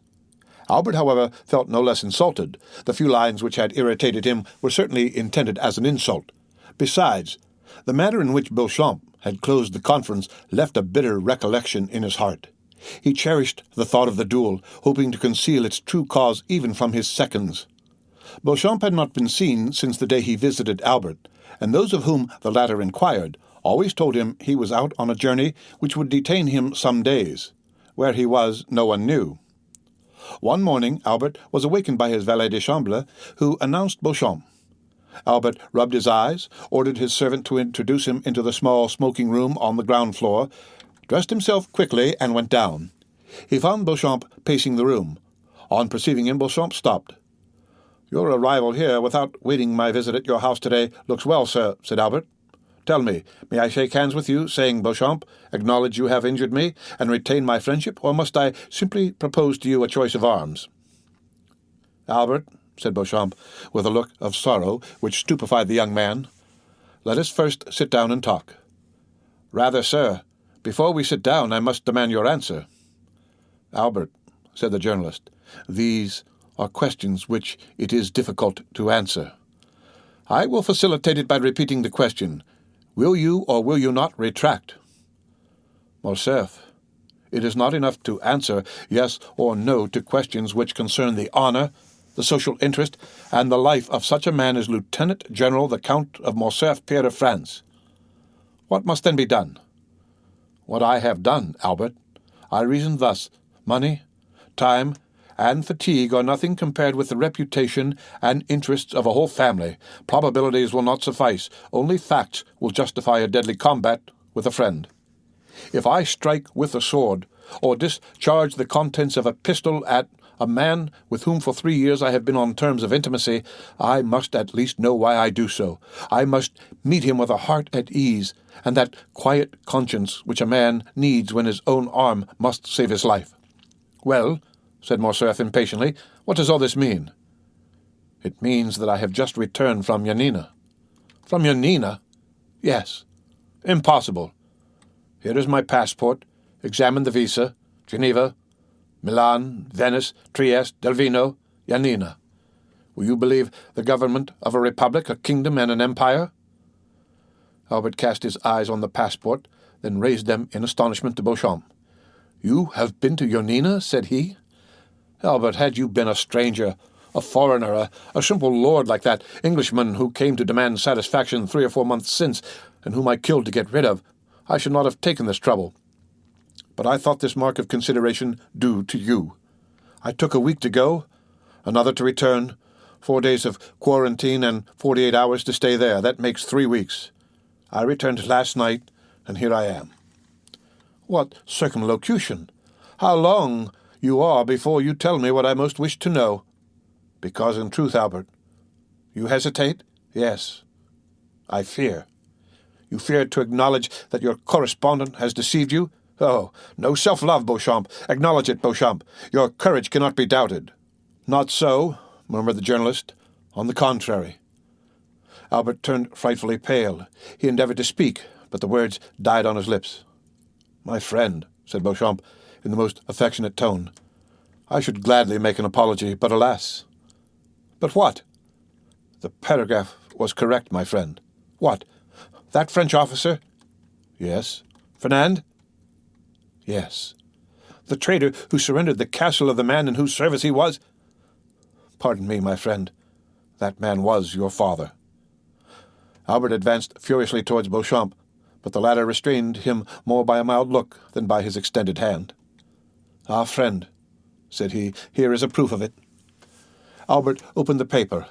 It was an attestation of 4 notable inhabitants of Yanina, proving that Colonel Ferdinand Mondego, in the service of Ali Tepelini, had surrendered the castle for 2,000,000 crowns. The signatures were perfectly legal. Albert tottered and fell overpowered in a chair. It could no longer be doubted. The family name was fully given. After a moment's mournful silence, his heart overflowed, and he gave way to a flood of tears. Beauchamp, who had watched with sincere pity the young man's paroxysm of grief, approached him. "No, Albert," said he, "you understand me, do you not? I wish to see all and to judge of everything for myself, hoping the explanation would be in your father's favor, and that I might do him justice. But on the contrary, the particulars which are given prove that Fernand Mondego, raised by Ali Pasha to the rank of Governor-General, is no other than Count Fernand of Morcerf. Then, recollecting the honor you had done me in admitting me to your friendship, I hastened to you." Albert, still extended on the chair, covered his face with both hands, as if to prevent the light from reaching him. "I hastened to you," continued Beauchamp, "to tell you, Albert, that in this changing age the faults of a father cannot revert upon his children. Few have passed through this revolutionary period in the midst of which we were born without some stain of infamy or blood to soil the uniform of the soldier or the gown of the magistrate. Now I have these proofs, Albert, and I am in your confidence. No human power can force me to a duel which your own conscience would reproach you with as criminal. But I come to offer you what you can no longer demand of me. Do you wish these proofs, these attestations which I alone possess, to be destroyed? Do you wish this frightful secret to remain with us? Confided to me, it shall never escape my lips. Say, Albert, my friend, do you wish it?" Albert threw himself on Beauchamp's neck. "Ah, noble fellow," cried he. "Take these," said Beauchamp, presenting the papers to Albert. Albert seized them with a convulsive hand, tore them in pieces, and trembling lest the least vestige should escape and one day appear to confront him, he approached the waxlight always kept burning for cigars, and burned every fragment. "Dear, excellent friend," murmured Albert, still burning the papers. "Let all be forgotten as a sorrowful dream," said Beauchamp. "Let it vanish as the last sparks from the blackened paper, and disappear as the smoke from those silent ashes." "Yes, yes," said Albert, "and may there remain only the eternal friendship which I promised to my deliverer, which shall be transmitted to our children's children, and shall always remind me that I owe my life and the honor of my name to you. For had this been known, oh, Beauchamp, I should have destroyed myself, or... No, my poor mother, I could not have killed her by the same blow. I should have fled from my country." "Dear Albert," said Beauchamp. But this sudden and factitious joy soon forsook the young man, and was succeeded by a still greater grief. "Well," said Beauchamp, "what still oppresses you, my dear friend?" "I am broken-hearted," said Albert. "Listen, Beauchamp, I cannot thus in a moment relinquish the respect, the confidence and pride with which a father's untarnished name inspires a son. Oh, Beauchamp, Beauchamp, how shall I now approach mine? Shall I draw back my forehead from his embrace, or withhold my hand from his? I am the most wretched of men. Oh, my mother, my poor mother," said Albert, gazing through his tears at his mother's portrait. "If you know this, how much you must suffer." "Come," said Beauchamp, taking both his hands. "Take courage, my friend. But how came that first note to be inserted in your journal? Some unknown enemy, an invisible foe, has done this." "The more must you fortify yourself, Albert. Let no trace of emotion be visible on your countenance. Bear your grief as the cloud bears within it ruin and death. A fatal secret known only when the storm bursts. Go, my friend. Reserve your strength for the moment when the crash shall come." "You think, then, all is not over yet?" said Albert, horror-stricken. "I think nothing, my friend, but all things are possible. By the way—" "What?" said Albert, seeing that Beauchamp hesitated. "Are you going to marry Mademoiselle Danglars?" "Why do you ask me now?" because the rupture or fulfillment of this engagement is connected with the person of whom we were speaking." "How?" said Albert, whose brow reddened. "You think Monsieur Danglars—" "I ask you only how your engagement stands. Pray put no construction on my words. I do not mean they should convey and give them no undue weight." "No," said Albert, "the engagement is broken off." "Well," said Beauchamp. Then, seeing the young man was about to relapse into melancholy, "Let us go out, Albert," said he. "A ride in the wood, in the phaeton, or on horseback will refresh you. We will then return to breakfast, and you shall attend to your affairs, and I to mine." "Willingly," said Albert. "But let us walk. I think a little exertion would do me good." The two friends walked out on the fortress.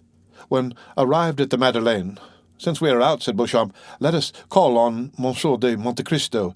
He is admirably adapted to revive one's spirits because he never interrogates, and in my opinion those who ask no questions are the best comforters." "Gladly," said Albert. "I love him. Let us call." The end of Chapter 84 of The Count of Monte Cristo. Read by Rick Kishner for Lit2Go on the web at fcit.usf.edu.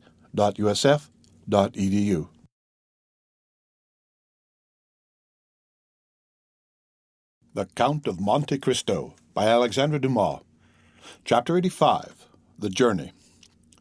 Monte Cristo uttered a joyful exclamation on seeing the young men together. "Aha!" said he. "I hope all is over, explained, and settled." "Yes," said Beauchamp.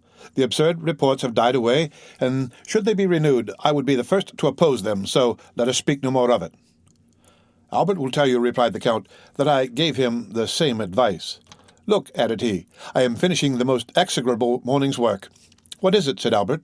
"Arranging your papers, apparently." "My papers? Oh, thank God, no.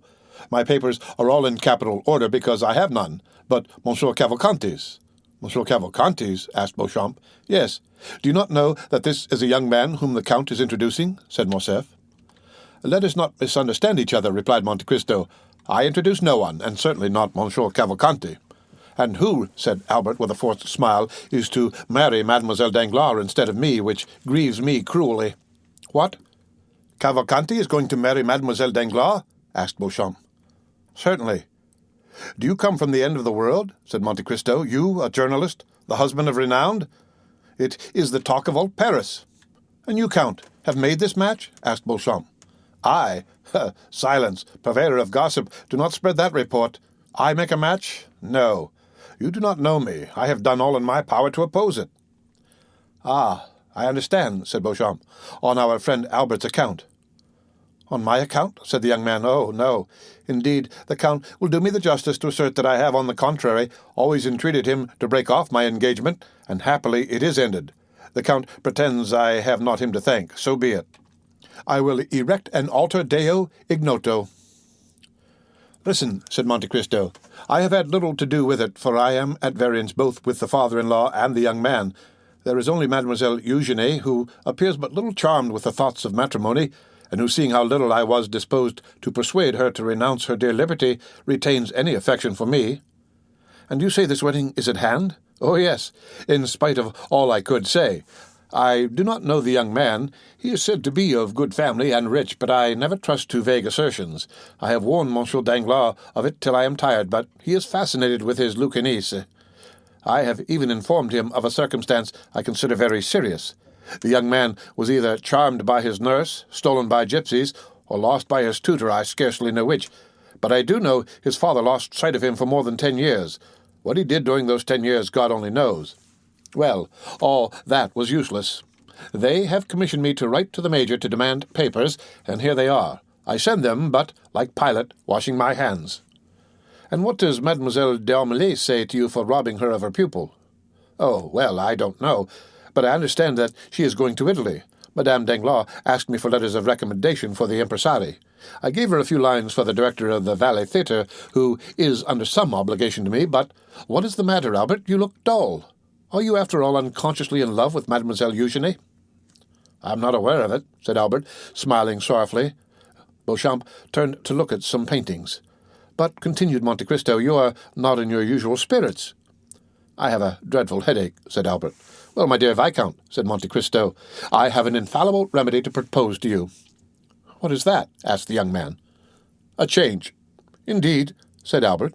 "Yes, and as I am just now excessively annoyed, I shall go from home. Shall we go together?" "You? Annoyed, Count?" said Beauchamp. "And by what?" "Ah, you think very lightly of it. I should like to see you with a brief preparing in your house." "What brief?" "The one Monsieur de Villefort is preparing against my amiable assassin, some brigand escaped from the gallows, apparently." "True," said Beauchamp. "I saw it in the paper. Who is this Caderousse?" "Some provincial, it appears. Monsieur de Villefort heard of him at Marseille, and Monsieur Danglars recollects having seen him. Consequently, the procureur is very active in the affair, and the prefect of police very much interested, and thanks to that interest, for which I am very grateful, they send me all the robbers of Paris and the neighbourhood under pretence of their being Caderousse's murderers, so that in 3 months, if this continue, every robber and assassin in France will have the plan of my house at his finger's end. I am resolved to desert them, and to go to some remote corner of the earth, and shall be happy if you will accompany me, Viscount." "Willingly. Then it is settled?" "Yes, but where?" "I have told you, where the air is pure, where every sound soothes, and where one is sure to be humbled, however proud may be his nature. I love that humiliation, I, who am master of the universe, as was Augustus." "But where are you really going?" "To sea, Viscount. You know I am a sailor. I was rocked when an infant in the arms of old Ocean, and on the bosom of the beautiful Amphitrite. I have sported with the green mantle of the one and the azure robe of the other. I love the sea as a mistress, and pine if I do not see her." "Let us go, Count." "To sea? Yes." "You accept my proposal?" "I do." "Well, Viscount, there will be in my courtyard this evening a good travelling britska with 4 post-horses, in which one may rest as in a bed. Monsieur Beauchamp, it holds 4 very well. Will you accompany us?" "Thank you. I have just returned from sea." "What, you have been to sea?" "Yes, I have just made a little excursion to the Borromean Islands." "What of that? Come with us," said Albert. "No, dear Morcerf, you know I only refuse when the thing is impossible. Besides, it is important," added he in a low tone, "that I should remain in Paris just now to watch the paper." "Ah, you are a good and an excellent friend," said Albert. "Yes, you are right. Watch. Watch, Beauchamp, and try to discover the enemy who made this disclosure." Albert and Beauchamp parted, the last pressure of their hands expressing what their tongues could not before a stranger. "Beauchamp is a worthy fellow," said Monte Cristo when the journalist was gone. "Is he not, Albert?" "Yes, and a sincere friend. I love him devotedly. But now we are alone, although it is immaterial to me. Where are we going?" "Into Normandy, if you like." "Delightful. Shall we be quite retired? I have no society, no neighbours." "Our companions will be riding horses, dogs to hunt with, and a fishing boat." "Exactly what I wish for. I will apprise my mother of my intention, and return to you." "But shall you be allowed to go into Normandy?" "I may go where I please." "Yes, I am aware you may go alone, since I once met you in Italy, but to accompany the mysterious Monte Cristo?" "You forget, Count, that I have often told you of the deep interest my mother takes in you." "Woman is fickle," said Francis I. "Woman is like a wave of the sea," said Shakespeare. "Both the great king and the great poet ought to have known woman's nature well." "Woman's, yes. My mother is not woman, but a woman. As I am only a humble foreigner, you must pardon me if I do not understand all the subtle refinements of your language. What I mean to say is that my mother is not quick to give her confidence, but when she does, she never changes." "Ah, yes, indeed," said Monte Cristo with a sigh. "And do you think she is in the least interested in me?" "I repeat it, you must really be a very strange and superior man, for my mother is so absorbed by the interest you have excited that, when I am with her, she speaks of no one else." "And does she try to make you dislike me?" "On the contrary, she often says, 'Morcerf, I believe the Count has a noble nature. Try to gain his esteem.'" "Indeed," said Monte Cristo, sighing. "You see, then," said Albert, "that instead of opposing, she will encourage me." "Adieu, then, until 5 o'clock. Be punctual, and we shall arrive at 12 or 1. At Tréport?" "Yes, or in the neighbourhood." "But can we travel 48 leagues in 8 hours?" "Easily," said Monte Cristo. "You are certainly a prodigy. You will soon not only surpass the railway, which would not be very difficult in France, but even the telegraph. But, Viscount, since we cannot perform the journey in less than 7 or 8 hours, do not keep me waiting. Do not fear, I have little to prepare." Monte Cristo smiled as he nodded to Albert, then remained a moment absorbed in deep meditation. But passing his hand across his forehead as if to dispel his reverie, he rang the bell twice, and Bertuccio entered. "Bertuccio," said he, "I intend going this evening to Normandy instead of tomorrow or the next day. You will have sufficient time before 5 o'clock. Dispatch a messenger to apprise the grooms at the first station. Monsieur de Morcerf will accompany me." Bertuccio obeyed and dispatched a courier to Pontois to say the travelling carriage would arrive at 6 o'clock. From Pontois, another express was sent to the next stage, and in 6 hours all the horses stationed on the road were ready. Before his departure, the Count went to Heidi's apartments, told her his intention, and resigned everything to her care. Albert was punctual. The journey soon became interesting from its rapidity, of which Morcerf had formed no previous idea. "Truly," said Monte Cristo, "with your post-horses going at the rate of 2 leagues an hour, and that absurd law that one traveller shall not pass another without permission, so that an invalid or ill-tempered traveller may detain those who are well and active, it is impossible to move. I escaped this annoyance by travelling with my own postilion and horses. Do I not, Ali?" The Count put his head out of the window and whistled, and the horses appeared to fly. The carriage rolled with a thundering noise over the pavement, and everyone turned to notice the dazzling meteor. Ali, smiling, repeated the sound, grasped the reins with a firm hand, and spurred his horses, whose beautiful manes floated in the breeze. This child of the desert was in his element, and with his black face and sparkling eyes appeared in the cloud of dust he raised like the genius of the simoom and the god of the hurricane. "I never knew till now the delight of speed," said Morcerf, and the last cloud disappeared from his brow. "But where the devil do you get such horses? Are they made to order?" "Precisely," said the Count. 6 years since I bought a horse in Hungary remarkable for its swiftness. The 32 that we shall use tonight are its progeny. They are all entirely black, with the exception of a star upon the forehead." "That is perfectly admirable. But what do you do, Count, with all these horses?" "You see, I travel with them." "But you are not always travelling. When I no longer require them, Bertuccio will sell them, and he expects to realize 30 or 40,000 francs by the sale." "But no monarch in Europe will be wealthy enough to purchase them." "Then he will sell them to some Eastern vizier who will empty his coffers to purchase them, and refill them by applying the bastinado to his subjects." "Count, may I suggest one idea to you?" "Certainly. It is that next to you, Bertuccio must be the richest gentleman in Europe." "You are mistaken, Viscount. I believe he has not a franc in his possession." "Then he must be a wonder, my dear Count. If you tell me many more marvellous things, I warn you I shall not believe them." "I countenance nothing that is marvellous, Monsieur Albert. Tell me, why does a steward rob his master?" "Because, I suppose, it is in his nature to do so for the love of robbing." "You are mistaken. It is because he has a wife and family, and ambitious desires for himself and them. Also, because he is not sure of always retaining his situation, and wishes to provide for the future. Now, Monsieur Bertuccio is alone in the world. He uses my property without accounting for the use he makes of it. He is sure never to leave my service. Why? Because I should never get a better. Probabilities are deceptive, but I deal in certainties. He is the best servant over whom one has the power of life and death." "Do you possess that right over Bertuccio?" "Yes." "There are words which close a conversation with an iron door. Such was the Count's yes. The whole journey was performed with equal rapidity. The 32 horses, dispersed over 7 stages, brought them to their destination in 8 hours. At midnight they arrived at the gate of a beautiful park. The porter was in attendance. He had been apprised by the groom of the last stage of the Count's approach. At 2:30 in the morning Morcerf was conducted to his apartments, where a bath and supper were prepared. The servant, who had travelled at the back of the carriage, waited on him. Baptistine, who rode in front, attended the Count. Albert bathed, took his supper, and went to bed. All night he was lulled by the melancholy noise of the surf. On rising he went to his window, which opened on a terrace, having the sea in front, and at the back a pretty park bounded by a small forest. In a creek lay a little sloop with a narrow keel and high masts, bearing on its flag the Monte Cristo arms, which were a mountain on a sea azure, with a cross gules on the shield. Around the schooner lay a number of small fishing boats belonging to the fishermen of the neighbouring village, like humble subjects awaiting orders from their queen. There, as in every spot where Monte Cristo stopped, if but for 2 days, luxury abounded, and life went on with the utmost ease. Albert found in his anteroom 2 guns with all the accoutrements for hunting, a lofty room on the ground floor containing all the ingenious instruments the English, eminent in piscatory pursuits since they are patient and sluggish, have invented for fishing. The day passed in pursuing those exercises in which Monte Cristo excelled.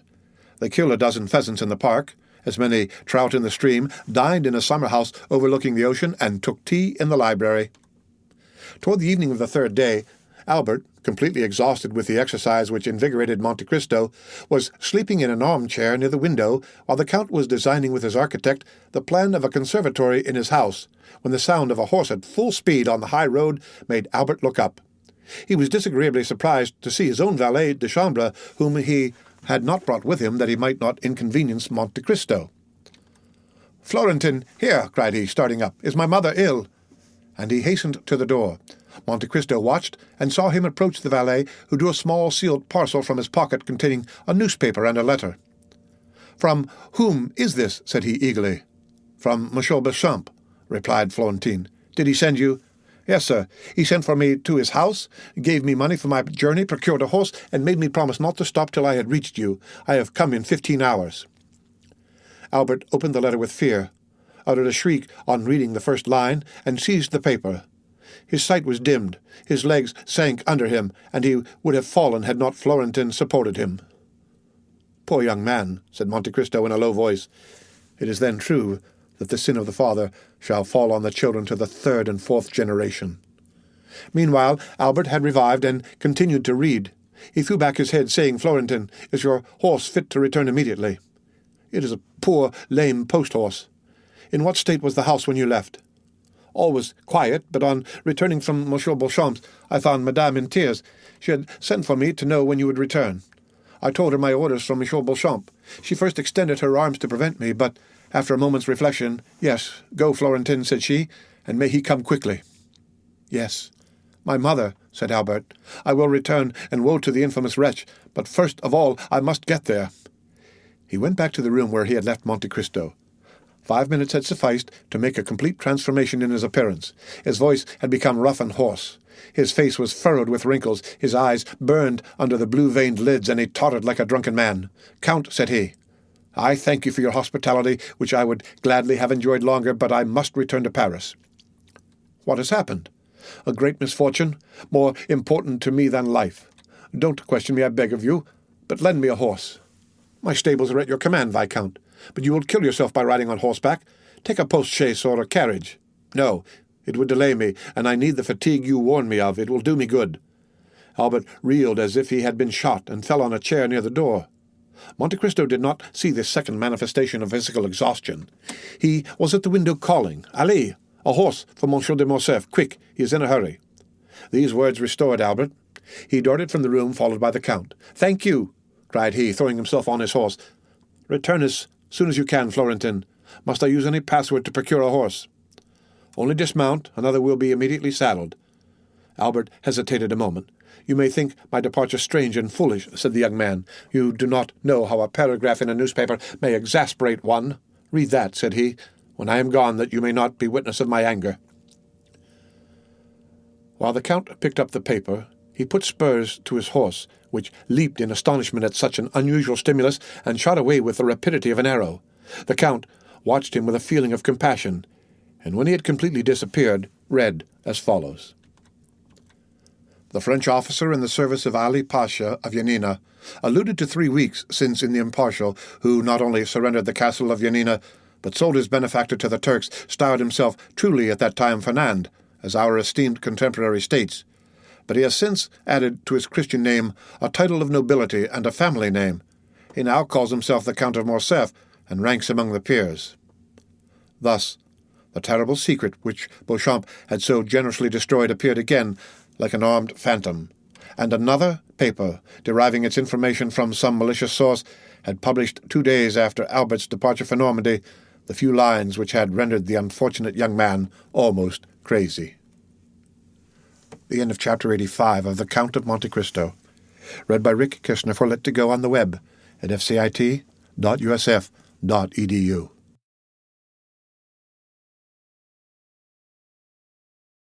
The Count of Monte Cristo by Alexandre Dumas. Chapter 86. The Trial. At 8 o'clock in the morning, Albert had arrived at Beauchamp's door. The valet de chambre had received orders to usher him in at once. Beauchamp was in his bath. "Here I am," said Albert.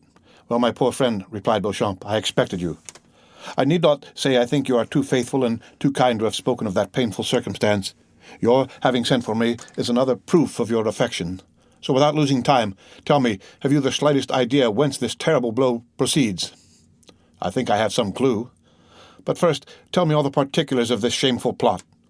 Beauchamp proceeded to relate to the young man, who was overwhelmed with shame and grief, the following facts.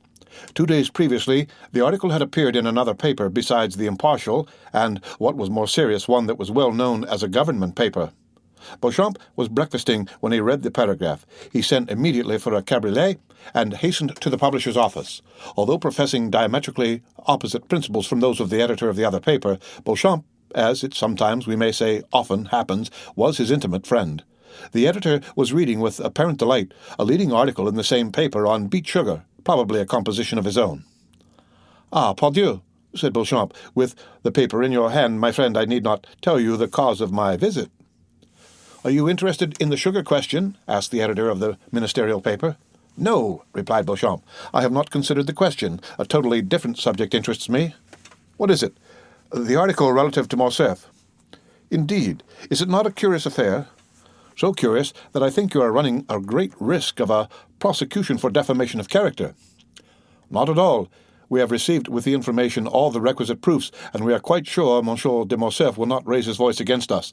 Besides, it is rendering a service to one's country to denounce those wretched criminals who are unworthy of the honour bestowed on them." Beauchamp was thunderstruck.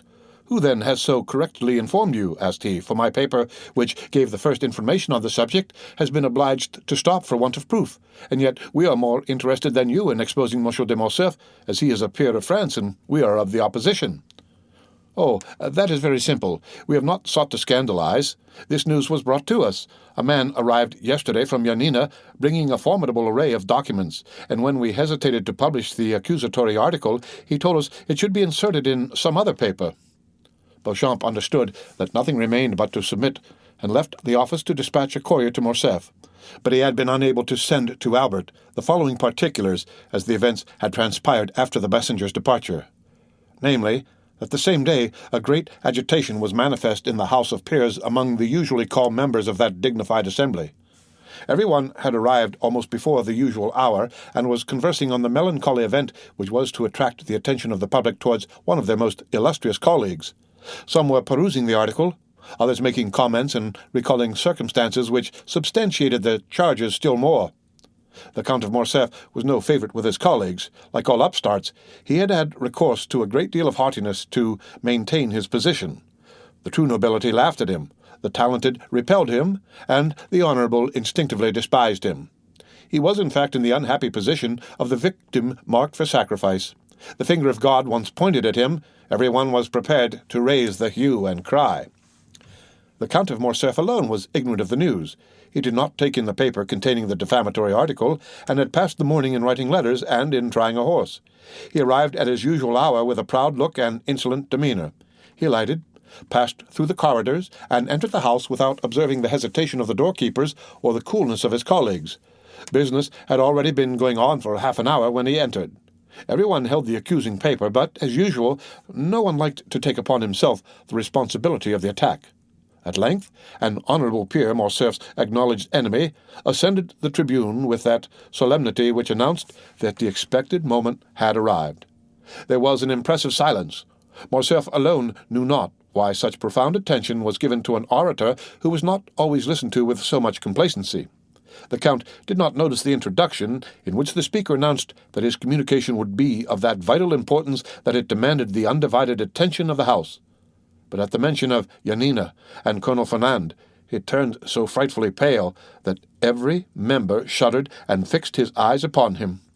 Moral wounds have this peculiarity.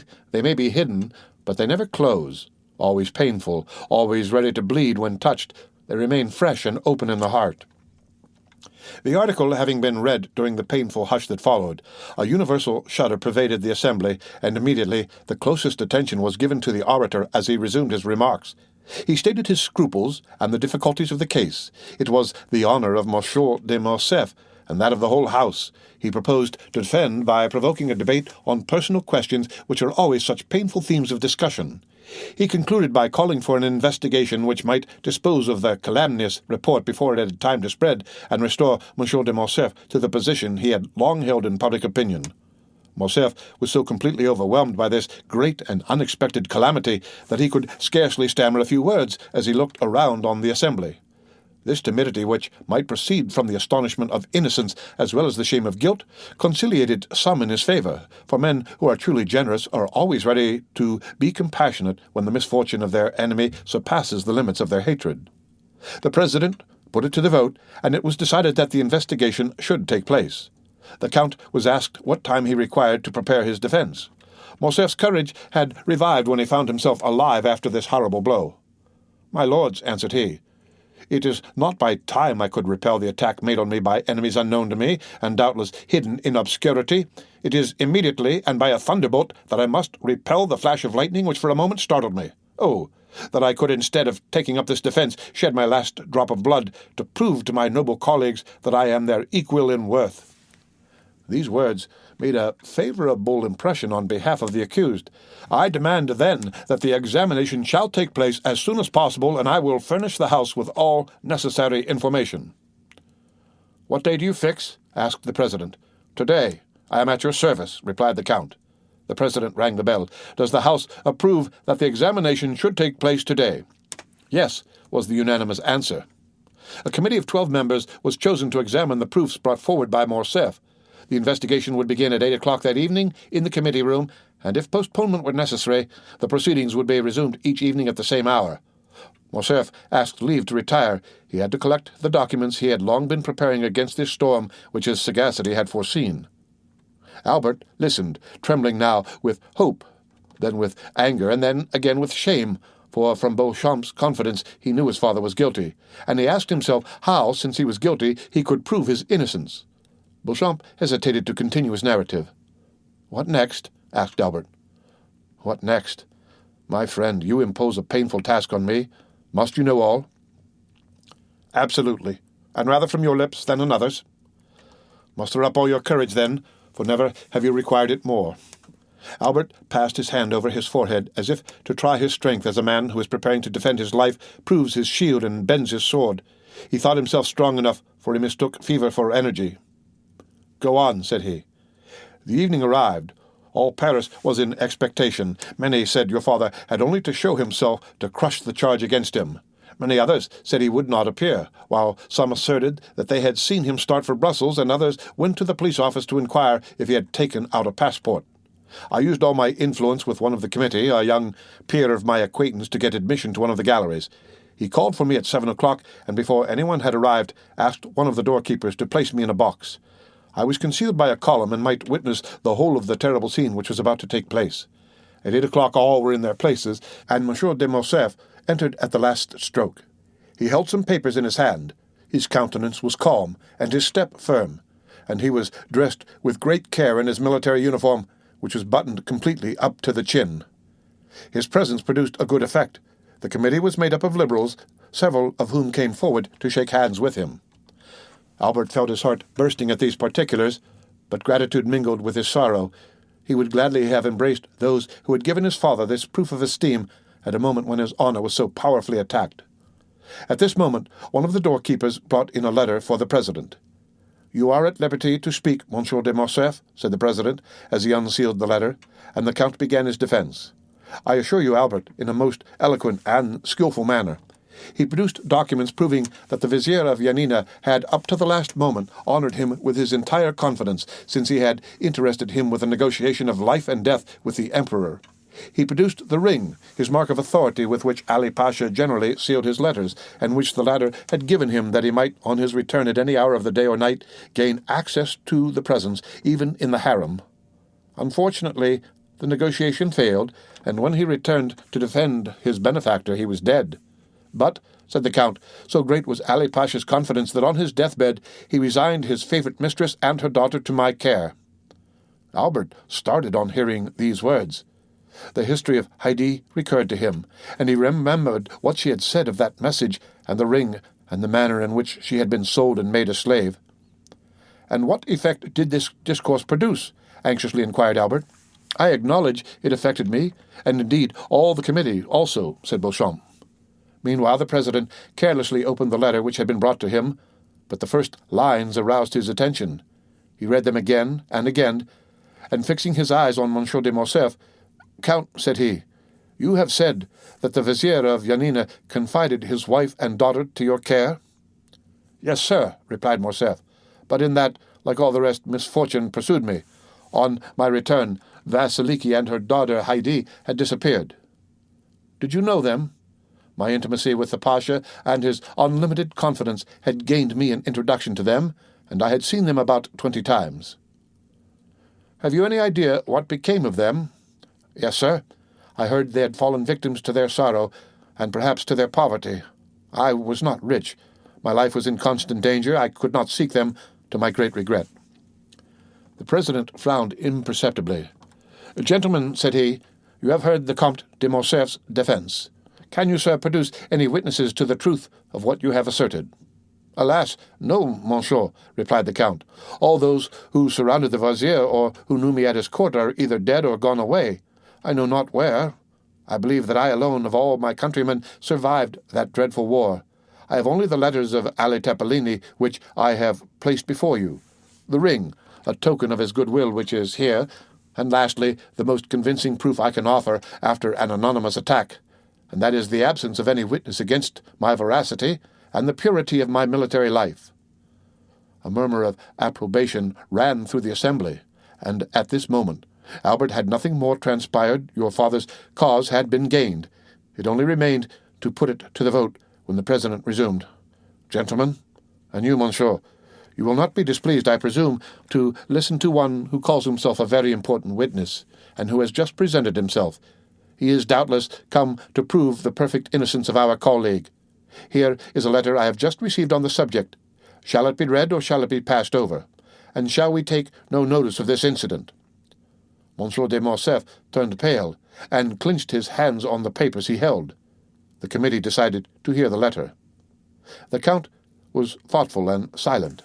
The president read, "Mr. President, I can furnish the committee of inquiry into the conduct of the Lieutenant General, the Count of Morcerf, in Epirus and in Macedonia with important particulars."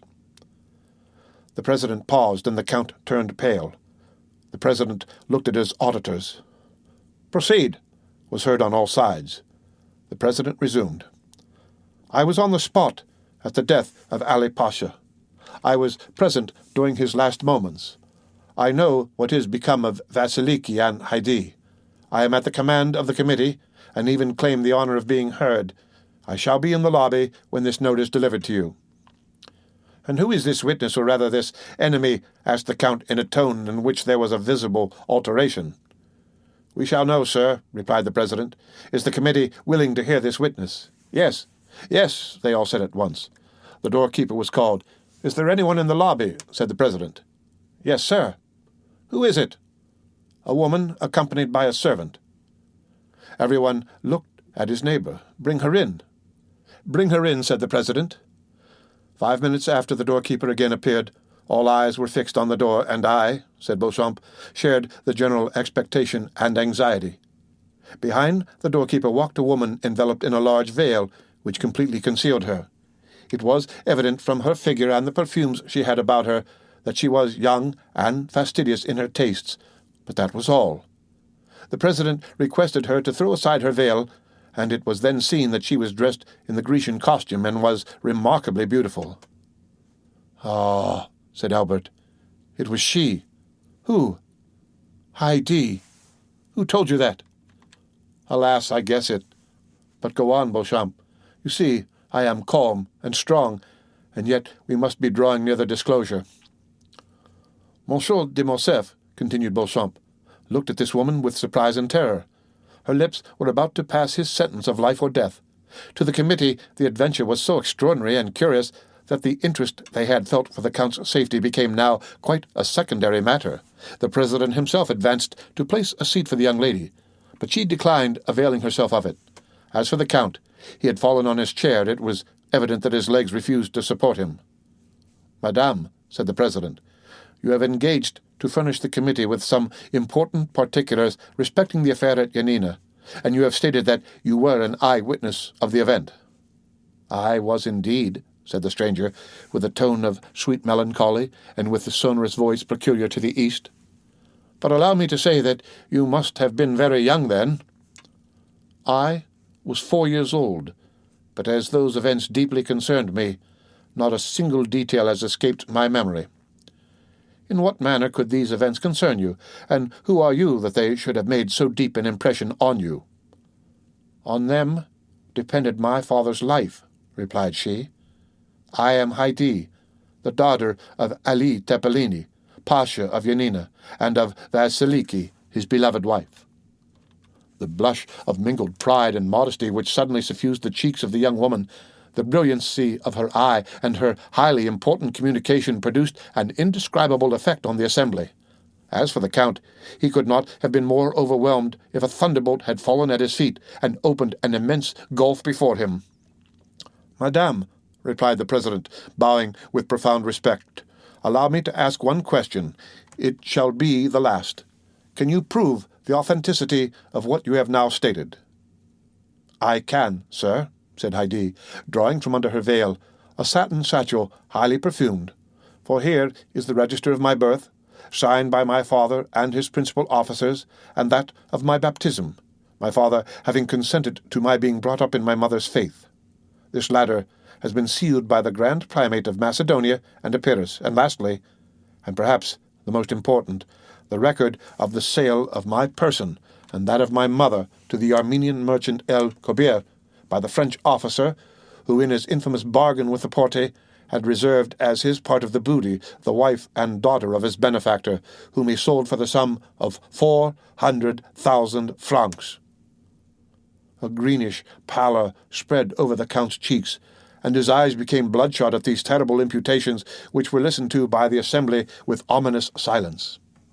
Haydée, still calm, but with a calmness more dreadful than the anger of another would have been, handed the President the record of her sale, written in Arabic.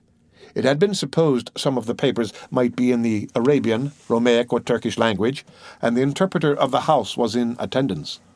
One of the noble peers, who was familiar with the Arabic language, having studied it during the famous Egyptian campaign, followed with his eye as the translator read aloud. "I, El Kubir, a slave merchant and purveyor of the harem of His Highness, acknowledge having received for transmission to the Sublime Emperor from the French lord, the Count of Monte Cristo, an emerald valued at 800,000 francs as the ransom of a young Christian slave of 11 years of age named Haydée, the acknowledged daughter of the late Lord Ali Tepelini, Pasha of Yanina, and of Vasiliki, his favourite, she having been sold to me 7 years previously, with her mother, who had died on arriving at Constantinople, by a French colonel in the service of the Vizier Ali Tepelini named Fernand Mondego. The above-mentioned purchase was made on His Highness's account, whose mandate I had, for the sum of 400,000 francs, given at Constantinople by authority of His Highness in the year 1247 of the Hijra, signed El Kobier. That this record should have all due authority, it shall bear the imperial seal, which the vendor is bound to have affixed to it." Near the merchant's signature there was indeed the seal of the Sublime Emperor. A dreadful silence followed the reading of this document. The Count could only stare, and his gaze, fixed as if unconsciously on Haydée, seemed one of fire and blood. "Madame," said the President, "may reference be made to the Count of Monte Cristo, who is now, I believe, in Paris?" "Sir," replied Haydée, "the Count of Monte Cristo, my foster father, has been in Normandy the last 3 days." "Who then has counselled you to take this step, one for which the court is deeply indebted to you, and which is perfectly natural, considering your birth and your misfortunes?" "Sir," replied Haydée, "I have been led to take this step from a feeling of respect and grief.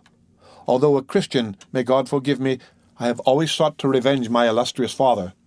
Since I set my foot in France, and knew the traitor lived in Paris, I have watched carefully. I live retired in the house of my noble protector, but I do it from choice. I love retirement and silence, because I can live with my thoughts and recollections of past days.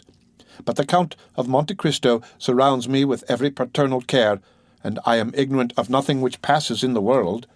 I learn all in the silence of my apartments. For instance, I see all the newspapers, every periodical, as well as every new piece of music, and by thus watching the course of the life of others, I learned what had transpired this morning in the House of Peers, and what was to take place this evening. Then I wrote. "Then," remarked the President, "the Count of Monte Cristo knows nothing of your present proceedings?" "He is quite unaware of them, and I have but one fear, which is that he should disapprove of what I have done. But it is a glorious day for me," continued the young girl, raising her ardent gaze to heaven, "that on which I find at last an opportunity of avenging my father." The Count had not uttered one word the whole of this time. His colleagues looked at him, and doubtless pitied his prospects, blighted under the perfumed breath of a woman. His misery was depicted in sinister lines on his countenance. "Monsieur de Morcerf," said the President, "do you recognize this lady as the daughter of Ali Tappellini, Pasha of Yanina?" "No," said Morcerf, attempting to rise. "It is a base plot contrived by my enemies."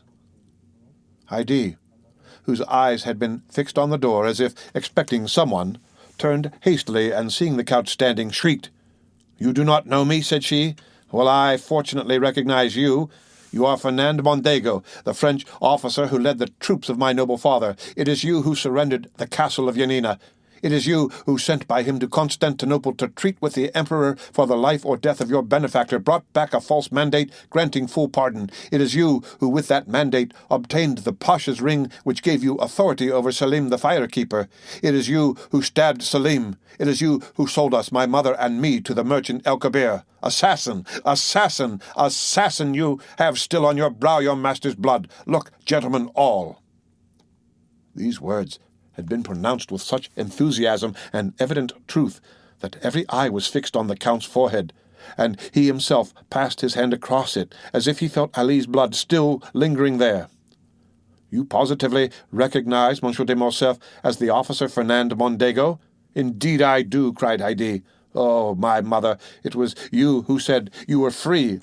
You had a beloved father. You were destined to be almost a queen. Look well at that man. It is he who raised your father's head on the point of a spear. It is he who sold us. It is he who forsook us. Look well at his right hand, on which he has a large wound. If you forget his features, you would know him by that hand, into which fell one by one the gold pieces of the merchant El Kabir. I know him. Ah, let me say now, if he does not recognize me." Each word fell like a dagger on Morcerf, and deprived him of a portion of his energy. As she uttered the last, he hid his mutilated hand hastily in his bosom, and fell back on his seat, overwhelmed by wretchedness and despair. This scene completely changed the opinion of the assembly respecting the accused Count. "Count of Morcerf," said the President, "do not allow yourself to be cast down. Answer. The justice of the court is supreme and impartial as that of God. It will not suffer you to be trampled on by your enemies without giving you an opportunity of defending yourself. Shall further inquiries be made? Shall 2 members of the House be sent to Yanina? Speak." Morcerf did not reply. Then all the members looked at each other with terror. They knew the Count's energetic and violent temper. It must be, indeed, a dreadful blow which would deprive him of courage to defend himself. They expected that his stupefied silence would be followed by a fiery outburst. "Well," asked the President, "what is your decision?" "I have no reply to make," said the Count in a low tone. "Has the daughter of Ali Tappellini spoke the truth?" said the President. "Is she then the terrible witness to whose charge you dare not plead not guilty? Have you really committed the crimes of which you are accused?" The Count looked around him with an expression which might have softened tigers, but which could not disarm his judges. Then he raised his eyes towards the ceiling, but withdrew them immediately, as if he feared the roof would open and reveal to his distressed view that second tribunal called Heaven, and that other judge named God. Then, with a hasty movement, he tore open his coat, which seemed to stifle him, and flew from the room like a madman. His footstep was heard one moment in the corridor, then the rattling of his carriage wheels as he was driven rapidly away. "Gentlemen," said the President, when silence was restored. "Is the Count of Morcerf convicted of felony, treason, and conduct unbecoming a member of this House?" "Yes," replied all the members of the Committee of Inquiry with a unanimous voice. Heidi had remained until the close of the meeting. She heard the Count's sentence pronounced without betraying an expression of joy or pity. Then, drawing her veil over her face, she bowed majestically to the councillors and left with that dignified step which Virgil attributed to his goddesses. The end of Chapter 86 of The Count of Monte Cristo. Read by Rick Kistner, for Lit to Go on the web at fcit.usf.edu.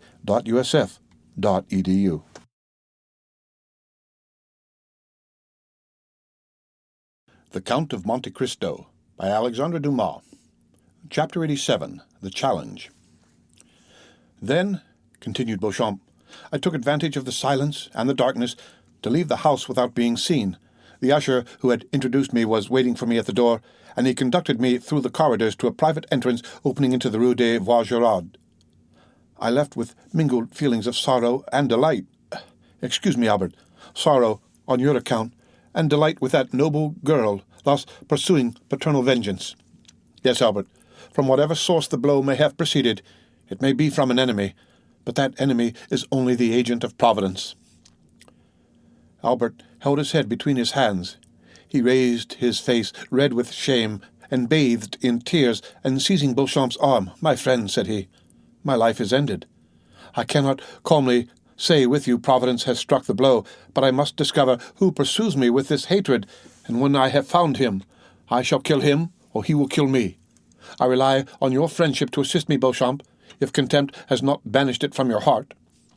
"Contempt, my friend? How does this misfortune affect you? No. Happily, that unjust prejudice is forgotten which made the son responsible for the father's actions. Review your life, Albert.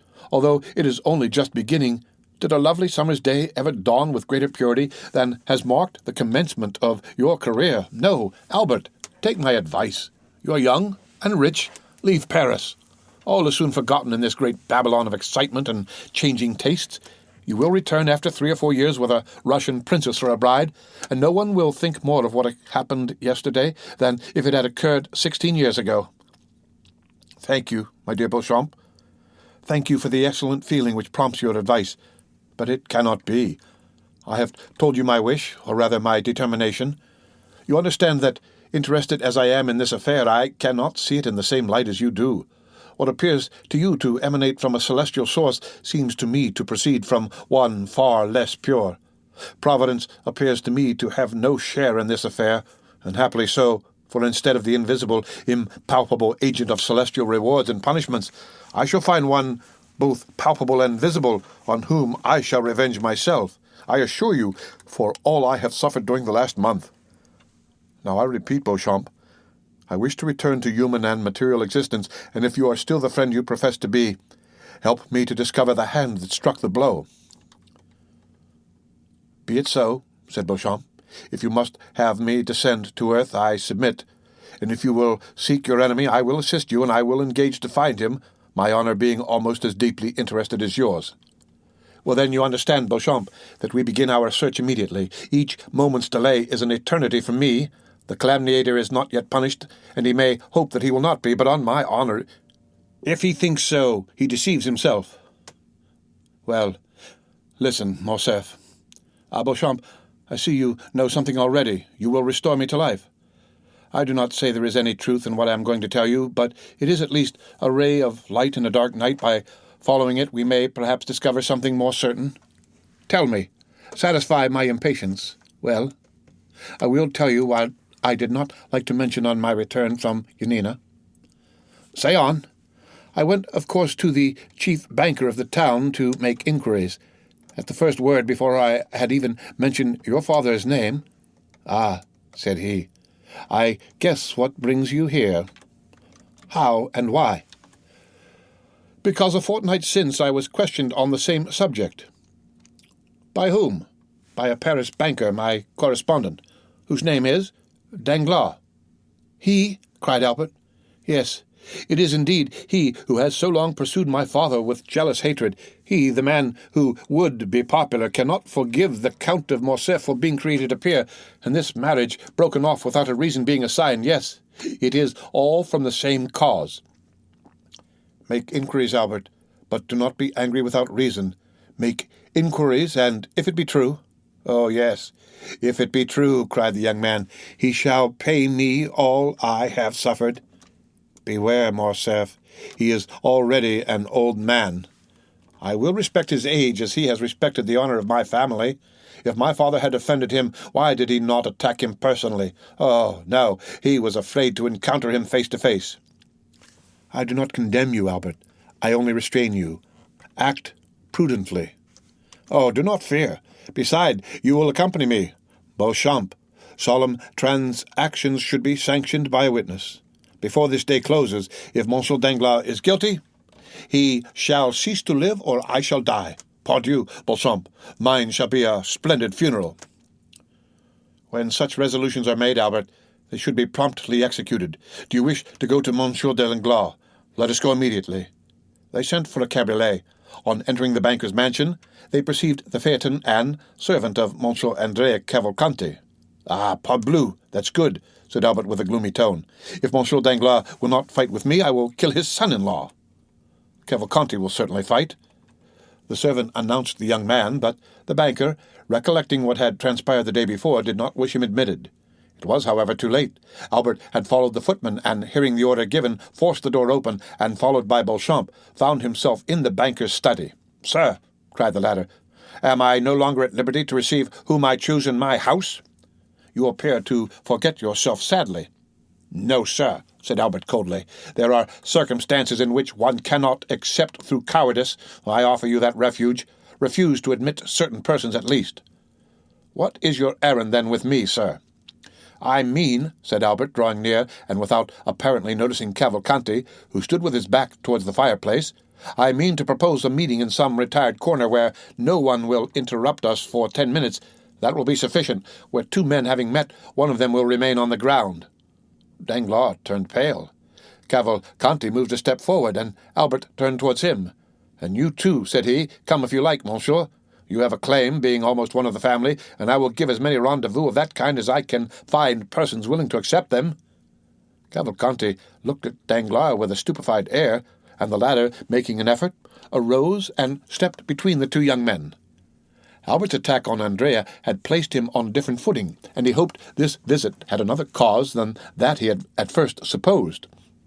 "Indeed, sir," said he to Albert, "if you are come to quarrel with this gentleman, because I have preferred him to you, I shall resign the case to the king's attorney." "You mistake, sir," said Morcerf with a gloomy smile. "I am not referring in the least to matrimony, and I only addressed myself to Monsieur Cavalcanti because he appeared disposed to interfere between us. In one respect, you are right, for I am ready to quarrel with everyone today, but you have the first claim, Monsieur Danglars." "Sir," replied Danglars, pale with anger and fear, "I warn you, when I have the misfortune to meet with a mad dog, I kill it, and far from thinking myself guilty of a crime, I believe I do society a kindness. Now, if you are mad and try to bite me, I will kill you without pity. Is it my fault that your father has dishonored himself?" "Yes, miserable wretch," cried Morcerf, "it is your fault." Danglars retreated a few steps. "My fault," said he. "You must be mad. What do I know of the Grecian affair? Have I travelled in that country? Did I advise your father to sell the castle of Yanina, to betray—" "Silence," said Albert with a thundering voice. "No. It is not you who have directly made this exposure and brought this sorrow on us, but you hypocritically provoked it." "I?" "Yes, you. How came it known?" "I suppose you read it in the paper and in the account from Yanina." "Who wrote to Yanina?" "To Yanina?" "Yes, who wrote for particulars concerning my father." "I imagine anyone may write to Yanina. But one person only wrote." "One only?" "Yes, and that was you." "I doubtless wrote. It appears to me that when about to marry your daughter to a young man, it is right to make some inquiries respecting his family. It is not only a right, but a duty. You wrote, sir, knowing what answer you would receive." "I, indeed?" "I assure you," cried Danglars, with a confidence and security proceeding less from fear than from the interest he really felt for the young man, "I solemnly declare to you that I should never have thought of writing to Yanina did I know anything of Ali Pasha's misfortunes. Who then urged you to write? Tell me." "Pardieu, It was the most simple thing in the world. I was speaking of your father's past history. I said the origin of his fortune remained obscure. The person to whom I addressed my scruples asked me where your father had acquired his property. I answered in Greece. Then said he, write to Yanina. And who thus advised you? No other than your friend, Monte Cristo. The Count of Monte Cristo told you to write to Yanina? Yes, and I wrote, and will show you my correspondence if you like. Albert and Beauchamp looked at each other. Sir, said Beauchamp, who had not yet spoken, you appear to accuse the Count, who is absent from Paris at this moment and cannot justify himself. I accuse no one, sir, said Danglars. I relate, and I will repeat before the Count what I have said to you. Does the Count know what answer you received? Yes, I showed it to him. Did he know my father's Christian name was Fernand, and his family name Mondego? Yes, I had told him that long since, and I did only what any other would have done in my circumstances, and perhaps less. When the day after the arrival of this answer your father came by the advice of Monte Cristo to ask my daughter's hand for you, I decidedly refused him, but without any explanation or exposure. In short, why should I have any more to do with the affair? How did the honour or disgrace of Monsieur de Morcerf affect me? It neither increased nor decreased my income. Albert felt the blood mounting to his brow. There was no doubt upon the subject. Danglars defended himself with the baseness, but at the same time with the assurance of a man who speaks the truth, at least in part, if not wholly, not for a conscience sake, but through fear. Besides, what was Morcerf seeking? It was not whether Danglars or Monte Cristo was more or less guilty. It was a man who would answer for the offence, whether trifling or serious. It was a man who would fight, and it was evident Danglars would not fight. And in addition to this, everything forgotten or unperceived before presented itself now to his recollection. Monte Cristo knew everything, as he had bought the daughter of Ali Pasha, and knowing everything, he had advised Danglars to write to Yanina. The answer known, he had yielded to Albert's wish to be introduced to Haydée, and allowed the conversation to turn on the death of Ali, and had not opposed Haydée's recital, but, having doubtless warned the young girl in the few Romaic words he had spoken to her, not to implicate Morcerf's father. Besides, had he not begged of Morcerf not to mention his father's name before Haydée? Lastly, he had taken Albert to Normandy when he knew the final blow was near. There could be no doubt that all had been calculated and previously arranged. Monte Cristo then was in league with his father's enemies. Albert took Beauchamp aside and communicated these ideas to him. You are right, said the latter. Monsieur Danglars has only been a secondary agent in this sad affair, and it is of Monsieur de Monte Cristo that you must demand an explanation. Albert turned. Sir, said he to Danglars, understand that I do not take a final leave of you. I must ascertain if your insinuations are just, and am going now to inquire of the Count of Monte Cristo. He bowed to the banker and went out, with Beauchamp, without appearing to notice Cavalcanti. Danglars accompanied him to the door, where he again assured Albert that no motive of personal hatred had influenced him against the Count of Morcerf. The end of Chapter 87 of The Count of Monte Cristo. Read by Rick Kishner for Lit2Go on the web at fcit.usf.edu.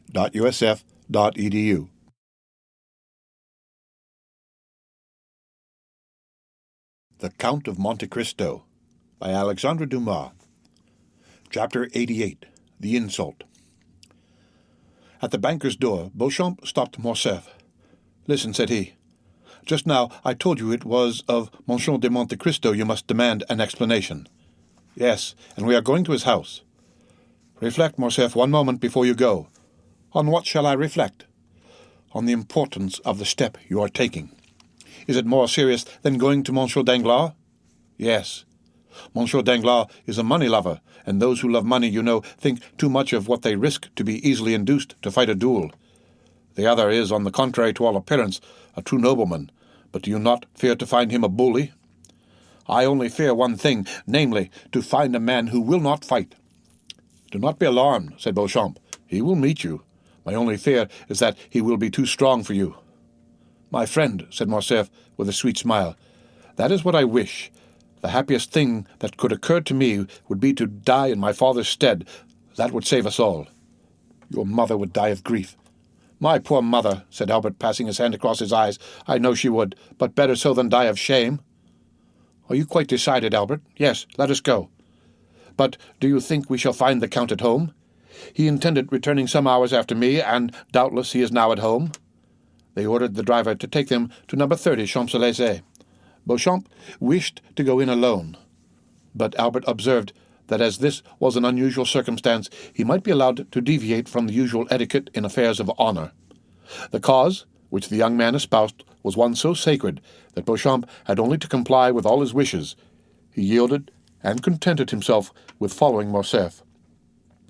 Albert sprang from the porter's lodge to the steps. He was received by Baptistine. The Count had indeed just arrived, but he was in his bath, and had forbidden that any one should be admitted. "But after his bath?" asked Morcerf.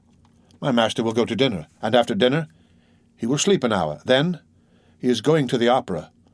"Are you sure of it?" asked Albert. "Quite, sir. My master has ordered his horses at 8 o'clock precisely." "Very good," replied Albert. "That is all I wished to know." Then, turning towards Beauchamp, "If you have anything to attend to, Beauchamp, do it directly. If you have any appointment for this evening, defer it till tomorrow. I depend on you to accompany me to the opera, and if you can, bring Chateau Renaud with you." Beauchamp availed himself of Albert's permission, and left him, promising to call for him at 8:15. On his return home, Albert expressed his wish to Franz Debray and Morel to see them at the opera that evening. Then he went to see his mother, who since the events of the day before had refused to see anyone, and had kept her room. He found her in bed, overwhelmed with grief at this public humiliation. The sight of Albert produced the effect which might naturally be expected on Mercedes. She pressed her son's hand and sobbed aloud, but her tears relieved her. Albert stood one moment speechless by the side of his mother's bed. It was evident from his pale face and knit brows that his resolution to revenge himself was growing weaker. "My dear mother," said he, "do you know if Monsieur de Morcerf has any enemy?" Mercedes started. She noticed that the young man did not say "my father." "My son," she said, "persons in the Count's situation have many secret enemies. Those who are known are not the most dangerous. I know it, and appeal to your penetration. You are of so superior a mind, nothing escapes you." "Why do you say so?" "Because, for instance, you noticed on the evening of the ball we gave that Monsieur de Monte Cristo would eat nothing in our house." Mercedes raised herself on her feverish arm. "Monsieur de Monte Cristo!" she exclaimed. "And how is he connected with the question you asked me?" "You know, mother, Monsieur de Monte Cristo is almost an Oriental, and it is customary with the Orientals to secure full liberty for revenge by not eating or drinking in the houses of their enemies." "Do you say that Monsieur de Monte Cristo is our enemy?" replied Mercedes, becoming paler than the sheet which covered her. "Who told you so?" "Why, you are mad, Albert. Monsieur de Monte Cristo has only shown us kindness. Monsieur de Monte Cristo saved your life. You yourself presented him to us. Oh, I entreat you, my son, if you had entertained such an idea, dispel it, and my counsel to you, nay, my prayer, is to retain his friendship." "Mother," replied the young man, "you have especial reasons for telling me to conciliate that man." "I," said Mercedes, blushing as rapidly as she had turned pale, and again becoming paler than ever. "Yes, doubtless. And is it not that he may never do us any harm?" Mercedes shuddered, and fixing on her son a scrutinizing gaze, "You speak strangely," said she to Albert, "and you appear to have some singular prejudices. What has the Count done? 3 days since you were with him in Normandy. Only 3 days since we looked on him as our best friend." An ironical smile passed over Albert's lips. Mercedes saw it, and with the double instinct of woman and mother guessed all. But as she was prudent and strong-minded, she concealed both her sorrows and her fears. Albert was silent. An instant after the Countess resumed, "You came to inquire after my health. I will candidly acknowledge that I am not well. You should install yourself here and cheer my solitude. I do not wish to be left alone." "Mother," said the young man, "you know how gladly I would obey your wish, but an urgent and important affair obliges me to leave you for the whole evening." "Well," replied Mercedes, sighing, "go, Albert. I will not make you a slave to your filial piety." Albert pretended he did not hear, bowed to his mother, and quitted her. Scarcely had he shut her door when Mercedes called a confidential servant, and ordered him to follow Albert wherever he should go that evening, and to come and tell her immediately what he observed. Then she rang for her lady's maid, and weak as she was, she dressed in order to be ready for whatever might happen. The footman's mission was an easy one. Albert went to his room, and dressed with unusual care. At 10 minutes to 8, Beauchamp arrived. He had seen Chateau Renaud, who had promised to be in the orchestra before the curtain was raised. Both got into Albert's coupe. and as the young man had no reason to conceal where he was going, he called aloud to the opera. In his impatience, he arrived before the beginning of the performance. Chateau Renaud was at his post. Apprised by Beauchamp of the circumstances, he required no explanation from Albert. The conduct of the son in seeking to avenge his father was so natural that Chateau Renaud did not seek to dissuade him, and was content with renewing his assurances of devotion. Debray was not yet come, but Albert knew that he seldom lost a scene at the opera. Albert wandered about the theatre until the curtain was drawn up. He hoped to meet with Monsieur de Monte Cristo either in the lobby or on the stairs. The bell summoned him to a seat, and he entered the orchestra with Chateau Renaud and Beauchamp. But his eyes scarcely quitted the box between the columns, which remained obstinately closed during the whole of the first act. At last, as Albert was looking at his watch for about the 100th time, at the beginning of the second act, the door opened, and Monte Cristo entered, dressed in black, and leaning over the front of the box, looked around the pit. Morrel followed him, and looked also for his sister and brother-in-law. He soon discovered them in another box, and kissed his hand to them. The Count, in his survey of the pit, encountered a pale face and threatening eyes, which evidently sought to gain his attention. He recognized Albert, but thought it better not to notice him, as he looked so angry and discomposed. Without communicating his thoughts to his companion, he sat down, drew out his opera-glass, and looked another way. Although apparently not noticing Albert, he did not, however, lose sight of him, and when the curtain fell at the end of the second act, he saw him leave the orchestra with his two friends. Then his head was seen passing at the back of the boxes, and the Count knew that the approaching storm was intended to fall on him. He was at the moment conversing cheerfully with Morrel, but he was well prepared for what might happen. The door opened, and Monte Cristo, turning round, saw Albert, pale and trembling, followed by Beauchamp and Chateau Renaud. "Well," cried he, with that benevolent politeness which distinguished his salutation from the common civilities of the world, "my cavalier has attained his object." "Good evening, Monsieur de Morcerf." The countenance of this man, who possessed such extraordinary control over his feelings, expressed the most perfect cordiality. Morrel only then recollected the letter he had received from the Viscount, in which, without assigning any reason, he begged him to go to the opera. But he understood that something terrible was brooding. "We are not come here, sir, to exchange hypocritical expressions of politeness or false professions of friendship," said Albert, "but to demand an explanation." The young man's trembling voice was scarcely audible. "An explanation? At the opera?" said the Count, with that calm tone and penetrating eye which characterize the man who knows his cause is good.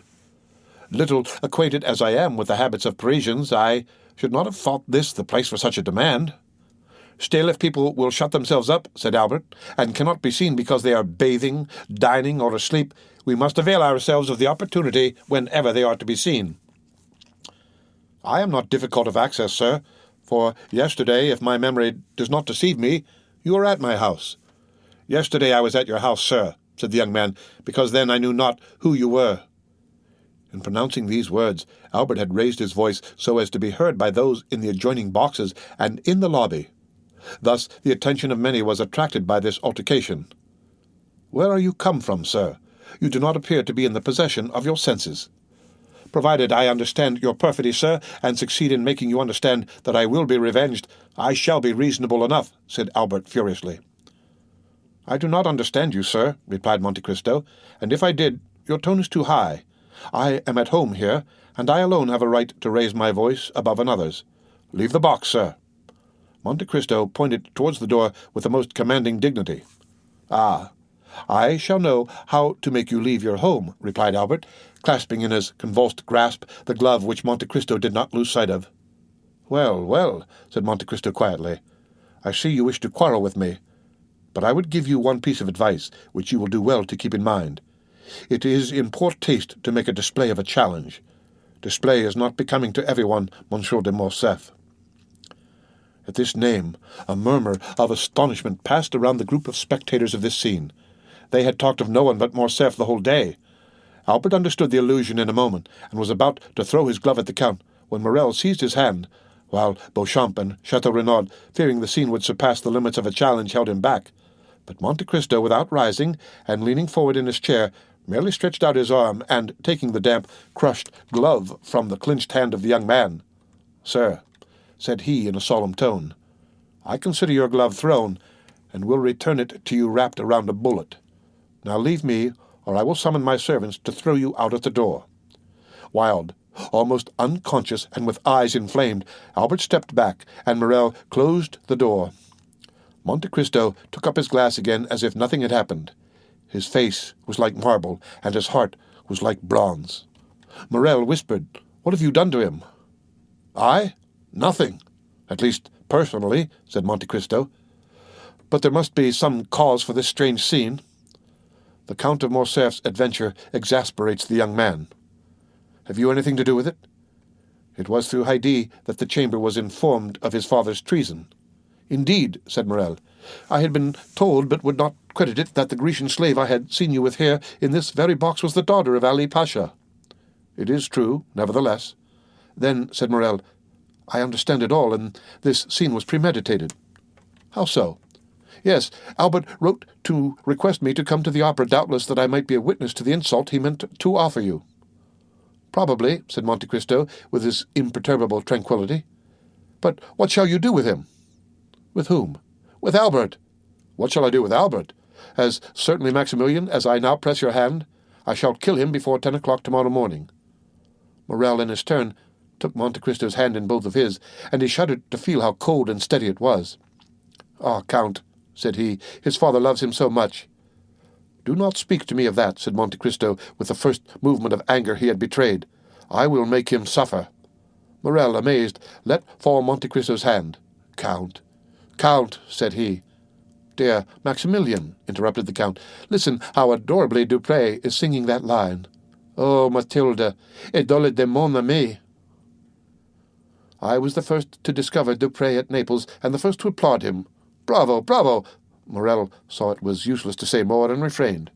The curtain which had risen at the close of the scene with Albert again fell, and a rap was heard at the door. "Come in," said Monte Cristo, with a voice that betrayed not the least emotion, and immediately Beauchamp appeared. "Good evening, Monsieur Beauchamp," said Monte Cristo, as if this was the first time he had seen the journalist that evening. "Be seated."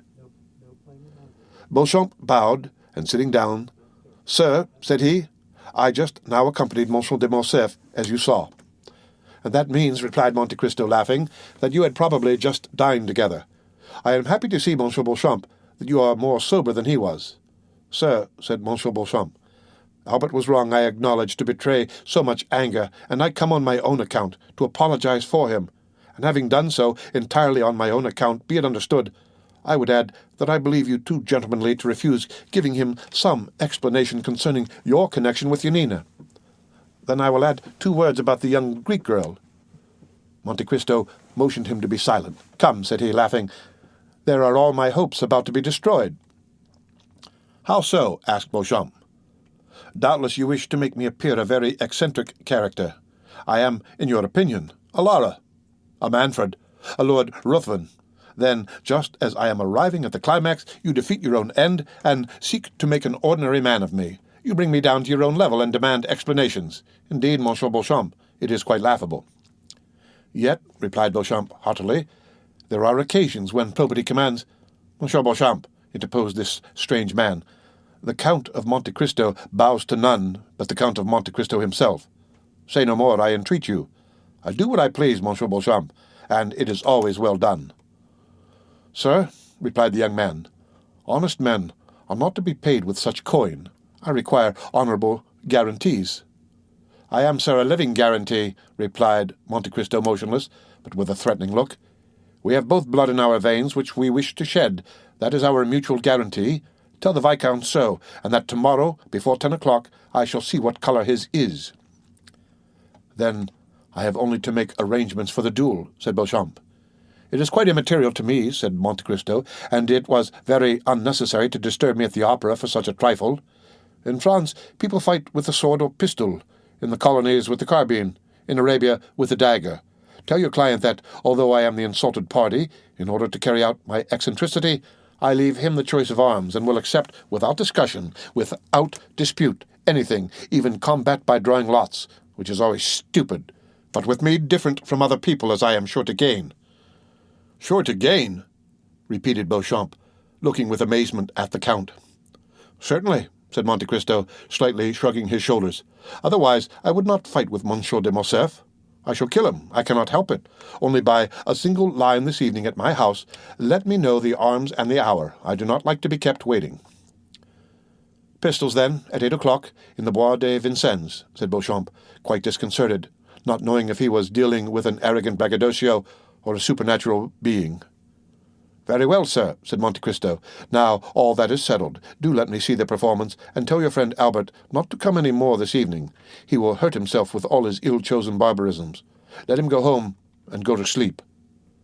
Beauchamp left the box perfectly amazed. "Now," said Monte Cristo, turning towards Morrel, "I may depend upon you, may I not?" "Certainly," said Morrel. "I am at your service, Count. Still—" "What?" "It is desirable I should know the real cause. That is to say, you would rather not?" "No." "The young man himself is acting blindfolded, and knows not the true cause, which is known only to God and to me. But I give you my word, Morrel, that God, who does know it, will be on our side." "Enough," said Morrel. "Who is your second witness?" "I know no one in Paris, Morrel, on whom I could confer that honour, besides you and your brother Emmanuel. Do you think Emmanuel would oblige me?" "I will answer for him, Count." "Well, that is all I require. Tomorrow morning at 7 o'clock you will be with me, will you not?" "We will." "Hush! The curtain is rising. Listen. I never lose a note of this opera if I can avoid it. The music of William Tell is so sweet." The end of Chapter 88 of The Count of Monte Cristo. Read by Rick Kishner for Lit2Go on the web at fcit.usf.edu.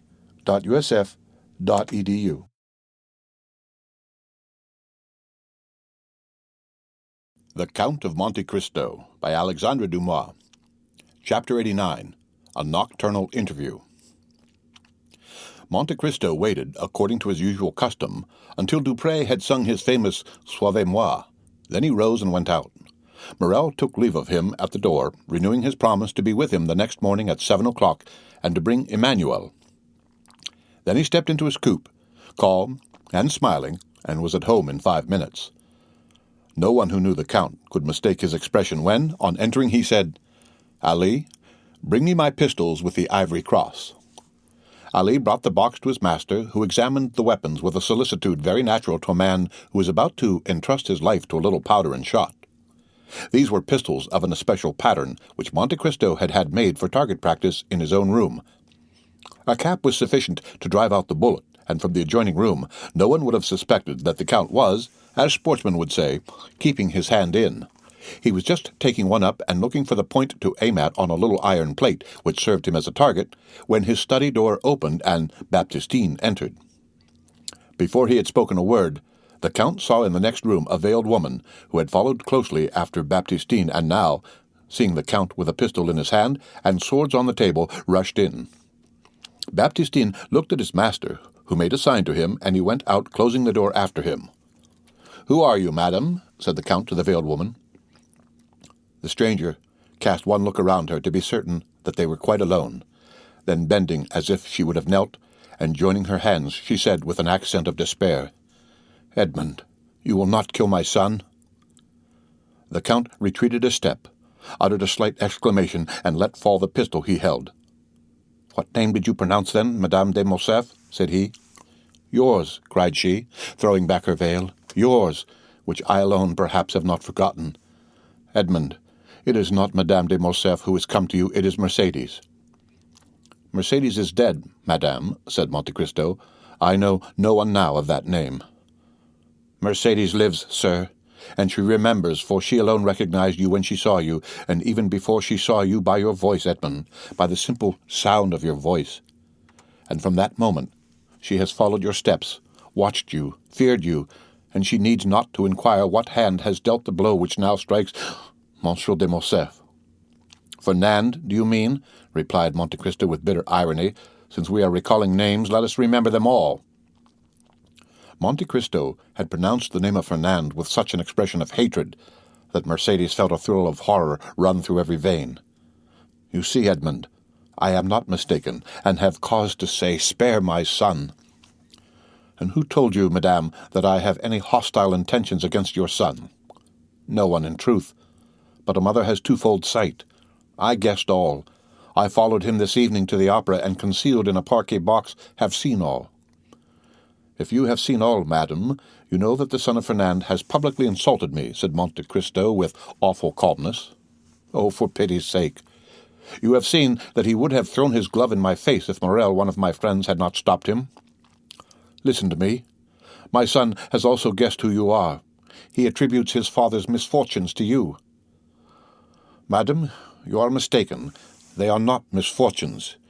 It is a punishment. It is not I who strike Monsieur de Morcerf. It is Providence which punishes him." "And why do you represent Providence?" cried Mercédès. "Why do you remember when it forgets? What are your Nina and its vizier to you, Edmond?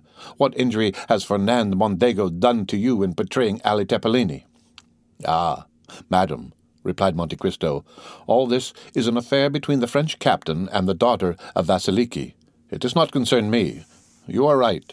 And if I have sworn to revenge myself, it is not on the French captain or the Count of Morcerf, but on the fisherman Fernand, the husband of Mercédès the Catalan." "Ah, sir," cried the Countess, "how terrible a vengeance for a fault which fatality made me commit!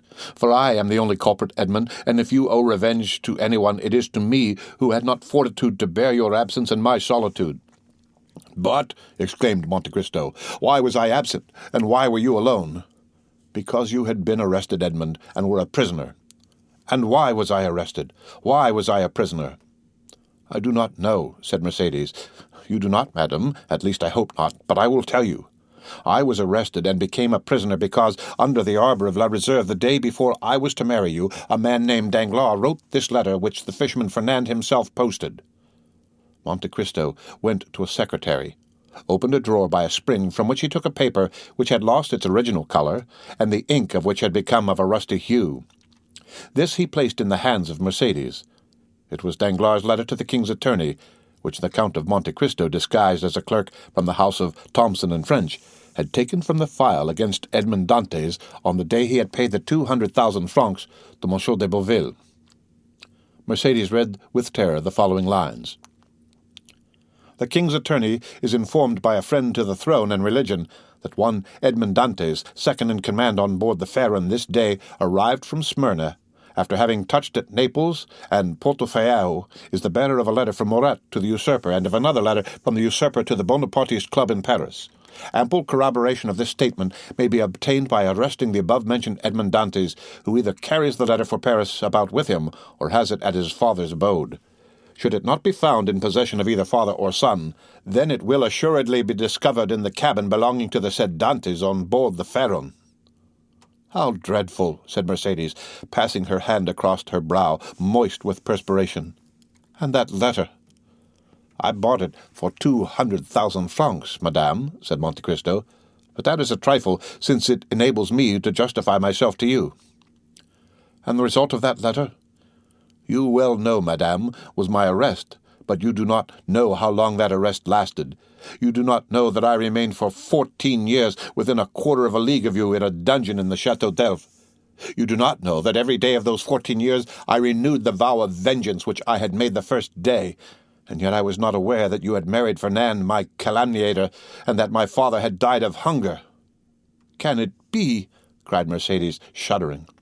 "That is what I heard on leaving my prison 14 years after I had entered it, and that is why, on account of the living Mercédès and my deceased father, I have sworn to revenge myself on Fernand, and I have revenged myself." "And you are sure the unhappy Fernand did that?"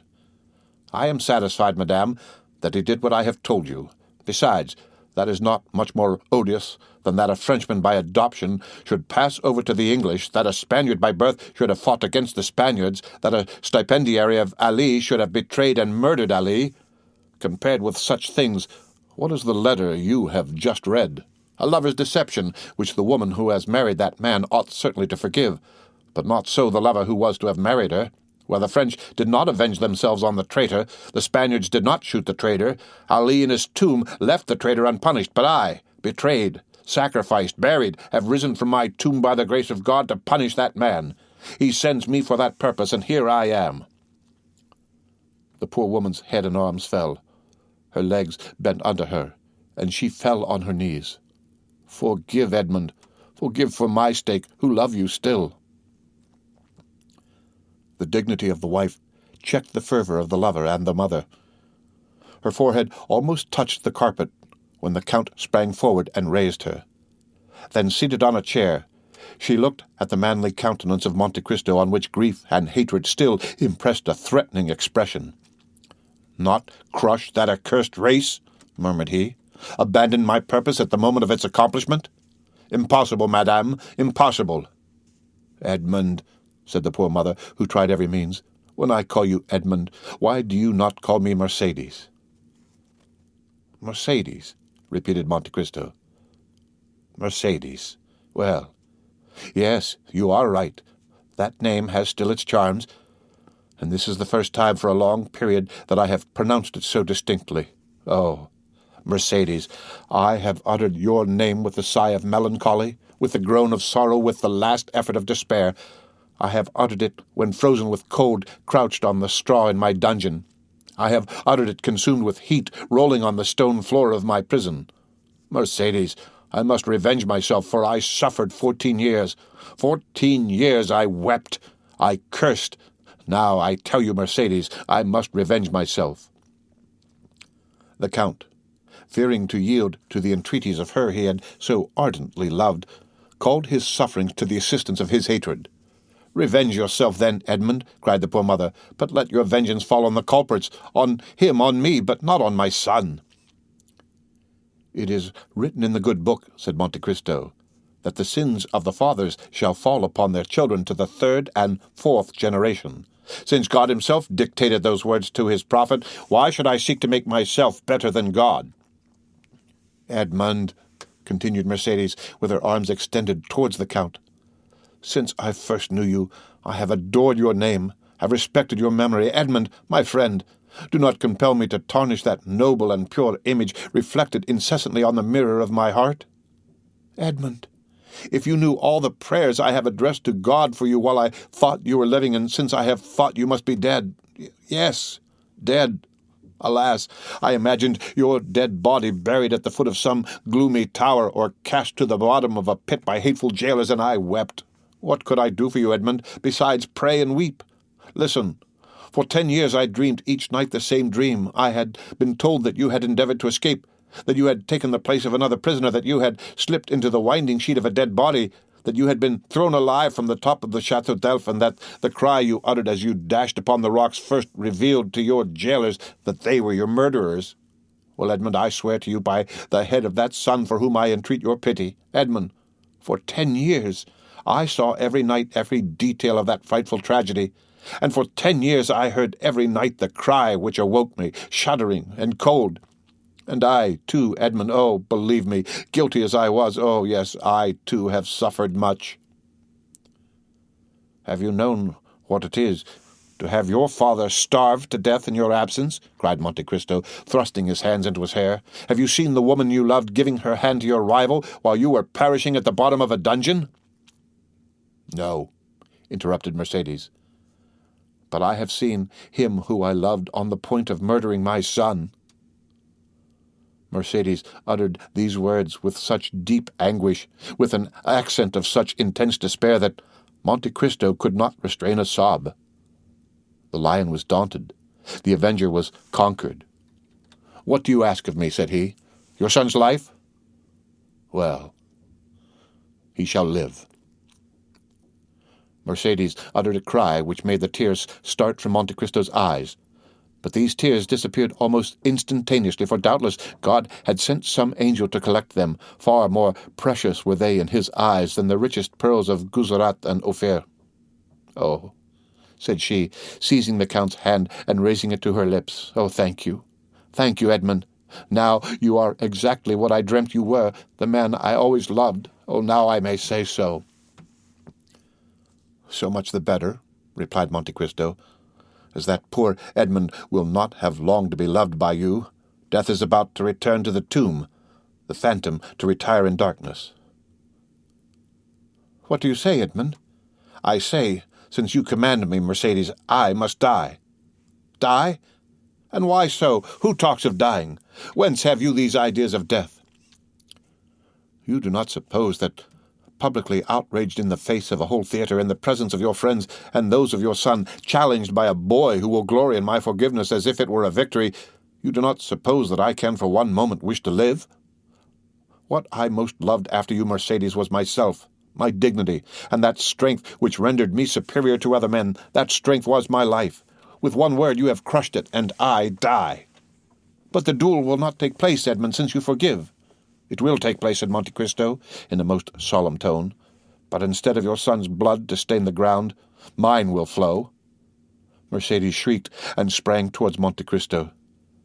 But suddenly, stopping, Edmund, said she, there is a God above us, since you live, and since I have seen you again. I trust to him from my heart. While waiting his assistance, I trust to your word. You have said that my son should live, have you not? Yes, madam, he shall live, said Monte Cristo, surprised that without more emotion Mercedes had accepted the heroic sacrifice he made for her. Mercedes extended her hand to the Count. Edmund, said she, and her eyes were wet with tears while looking at him to whom she spoke. How noble it is of you, how great the action you have just performed, how sublime to have taken pity on a poor woman who appealed to you with every chance against her.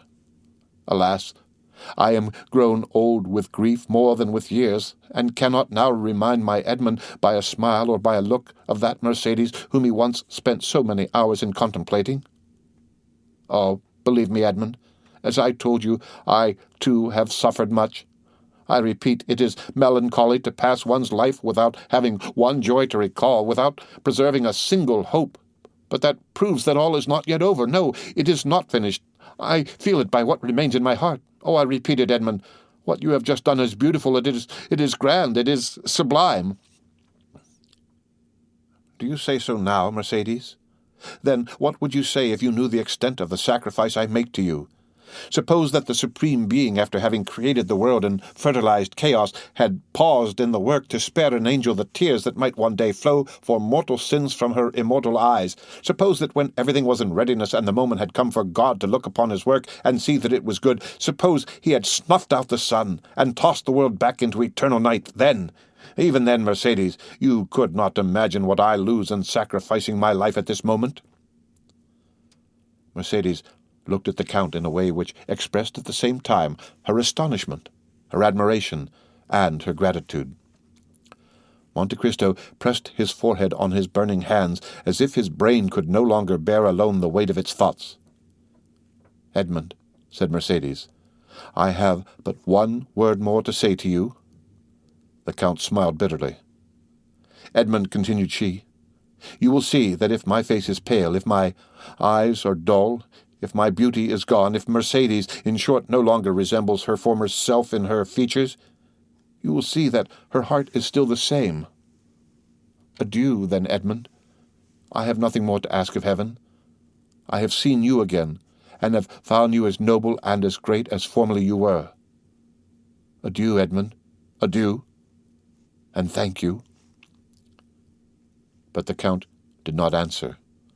Mercedes opened the door of the study and had disappeared before he had recovered from the painful and profound reverie into which his thwarted vengeance had plunged him. The clock of the Invalides struck 1 when the carriage which conveyed Madame de Morcerf away rolled on the pavement of the Champs-Élysées and made Monte Cristo raise his head. What a fool I was, said he, not to tear my heart out on the day when I resolved to avenge myself. The end of Chapter 89 of The Count of Monte Cristo. Read by Rick Kistner. For Lit to Go on the web at fcit.usf.edu.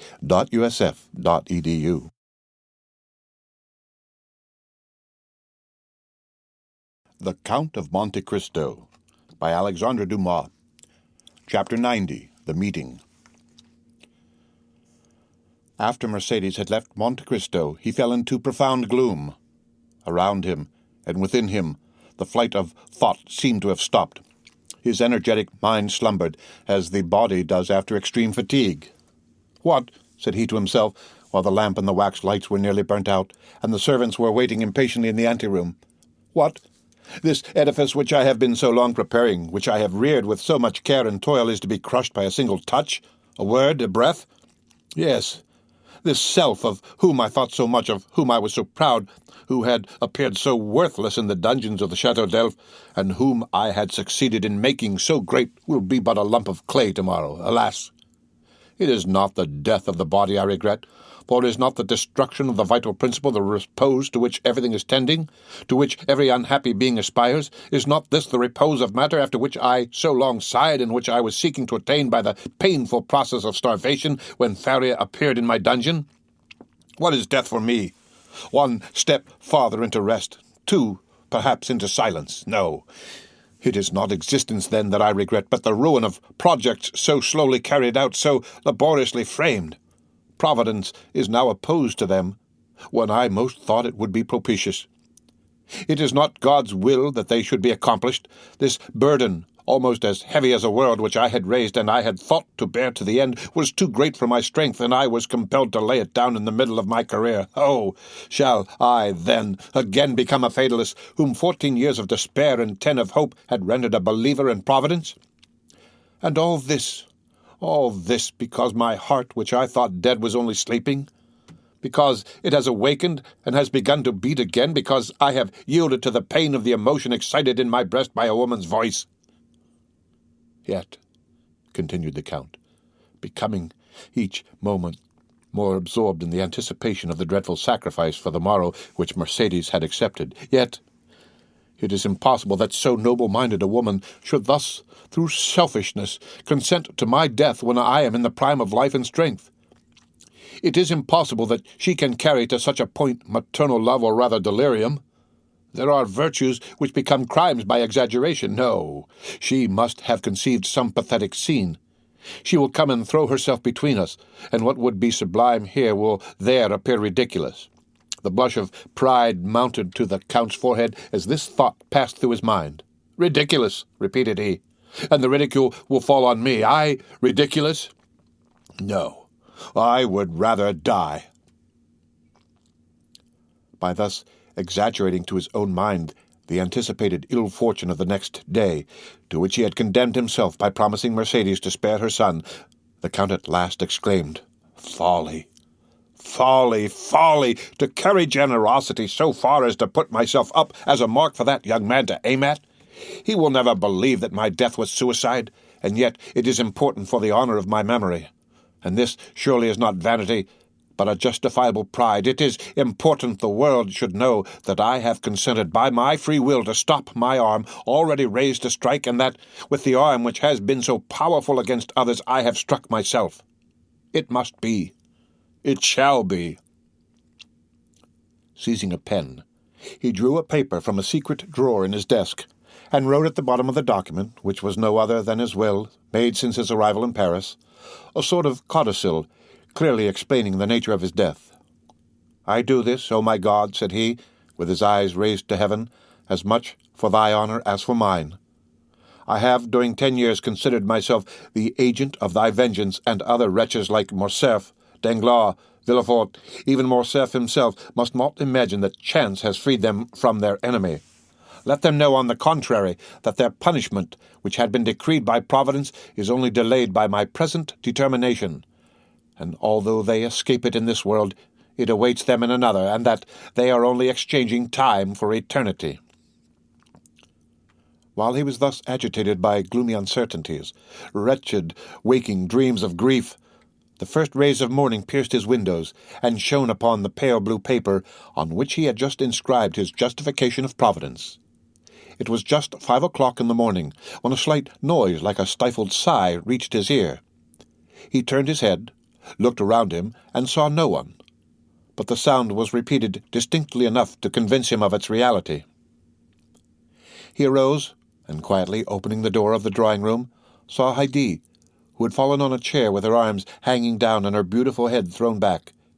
She had been standing at the door to prevent his going out without seeing her, until sleep, which the young cannot resist, had overpowered her frame, wearied as she was with watching.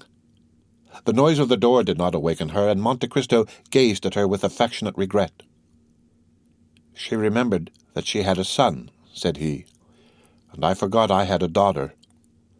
Then, shaking his head sorrowfully, "Poor Haydée," said he, She wished to see me, to speak to me. She has feared or guessed something. Oh, I cannot go without taking leave of her. I cannot die without confiding her to someone."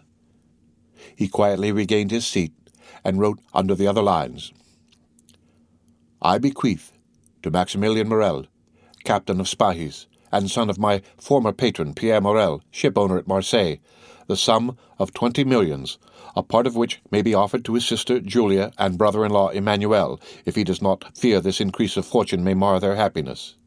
These 20 millions are concealed in my grotto at Monte Cristo, of which Bertuccio knows the secret. If his heart is free, and he will marry Haydée, the daughter of Ali Pasha of Yanina, whom I have brought up with the love of a father, and who has shown the love and tenderness of a daughter for me, he will thus accomplish my last wish. This will has already constituted Haydée heiress of the rest of my fortune, consisting of lands, funds in England, Austria, and Holland, furniture in my different palaces and houses, and which, without the 20 millions and the legacies to my servants, may still amount to 60 millions. He was finishing the last line when a cry behind him made him start, and the pen fell from his hand. "Haydée," said he, "did you read it?" "Oh, my lord," said she, "why are you writing thus at such an hour? Why are you bequeathing all your fortune to me? Are you going to leave me?"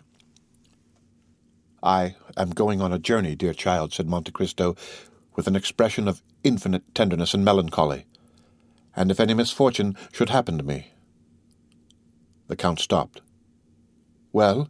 asked the young girl, with an authoritative tone the Count had never observed before, and which startled him. "Well, if any misfortune happened to me," replied Monte Cristo, "I wish my daughter to be happy." Haydée smiled sorrowfully and shook her head. "Do you think of dying, my lord?" said she. "The wise man, my child, has said it is good to think of death." "Well, if you die," said she, "bequeath your fortune to others, for if you die, I shall require nothing." And taking the paper, she tore it in 4 pieces and threw it into the middle of the room. Then, the effort having exhausted her strength, she fell not asleep this time, but fainting on the floor. The Count leaned over her and raised her in his arms, and seeing that sweet, pale face, those lovely eyes closed, that beautiful form motionless, and to all appearance lifeless, the idea occurred to him for the first time that perhaps she loved him otherwise than as a daughter loves a father. "Alas," murmured he, with intense suffering, "I might then have been happy yet." Then he carried Haydée to her room, resigned her to the care of her attendants, and returning to his study, which he shut quickly this time, he again copied the destroyed will. As he was finishing, the sound of a cabriolet entering the yard was heard. Monte Cristo approached the window and saw Maximilian and Emmanuel alight. "Good," said he. It was time, and he sealed his will with 3 seals. A moment afterwards he heard a noise in the drawing-room and went to open the door himself. Morel was there. He had come 20 minutes before the time appointed. "I am perhaps come too soon, Count," said he, "but I frankly acknowledge that I have not closed my eyes all night, nor has anyone in my house. I need to see you strong in your courageous assurance to recover myself." Monte Cristo could not resist this proof of affection. He not only extended his hand to the young man, but flew to him with open arms. "Morel," said he, "it is a happy day for me to feel that I am beloved by such a man as you." "Good morning, Emmanuel. You will come with me, then, Maximilian?" "Did you doubt it?" said the young captain. "But if I were wrong?" "I watched you during the whole scene of that challenge yesterday. I have been thinking of your firmness all night, and I said to myself that justice must be on your side, or man's countenance is no longer to be relied on." "But, Morel, Albert is your friend?" "Simply an acquaintance, sir." "You met on the same day you first saw me?" "Yes, that is true, but I should not have recollected it if you had not reminded me." "Thank you, Morel." Then ringing the bell once, "Look," said he to Ali, who came immediately, "take that to my solicitor. It is my will, Morel. When I am dead, you will go and examine it." "What?" said Morel. "You dead?" "Yes. Must I not be prepared for everything, dear friend? But what did you do yesterday after you left me?" I went to Tortoni's, where, as I expected, I found Beauchamp and Chateau Renaud. I own I was seeking them. Why, when all was arranged? Listen, Count. The affair is serious and unavoidable. Did you doubt it? No. The offense was public, and everyone is already talking of it. Well?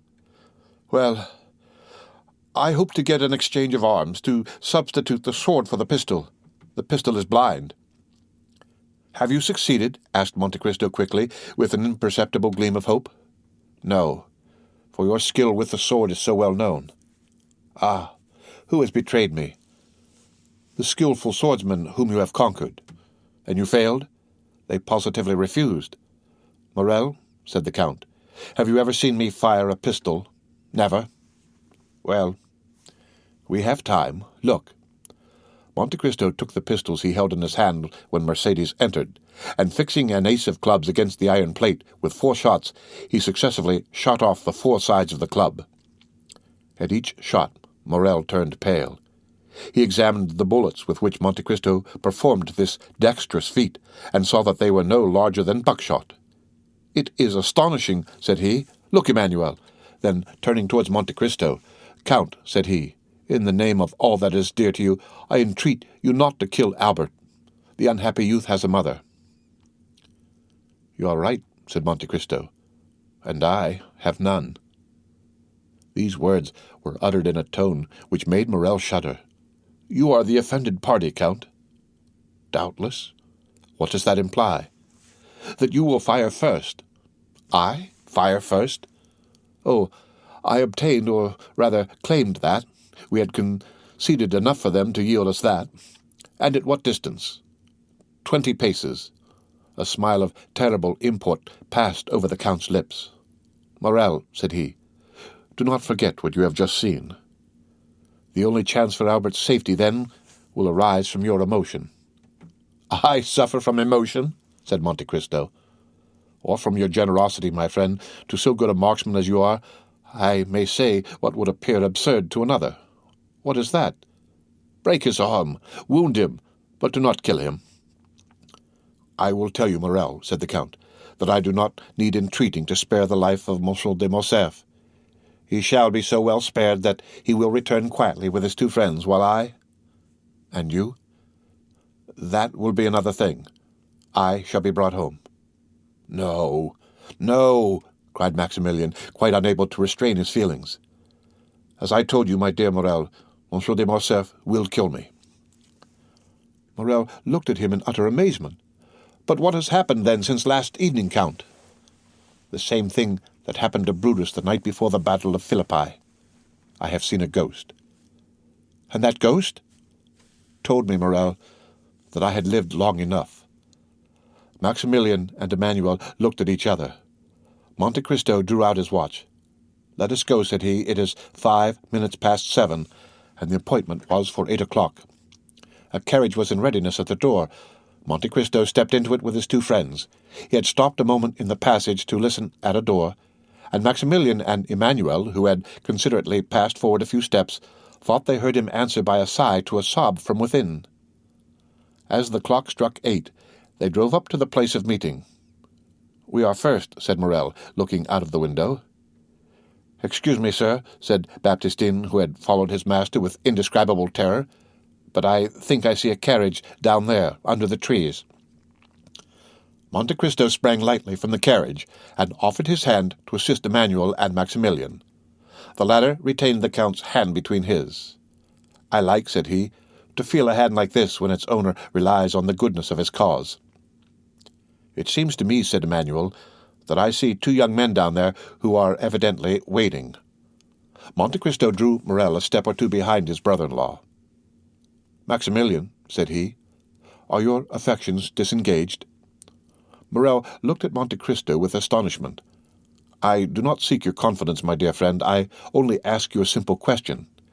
Answer it. That is all I require." "I love a young girl, Count." "Do you love her much?" "More than my life." "Another hope defeated," said the Count. Then with a sigh, "Poor Heidi," murmured he.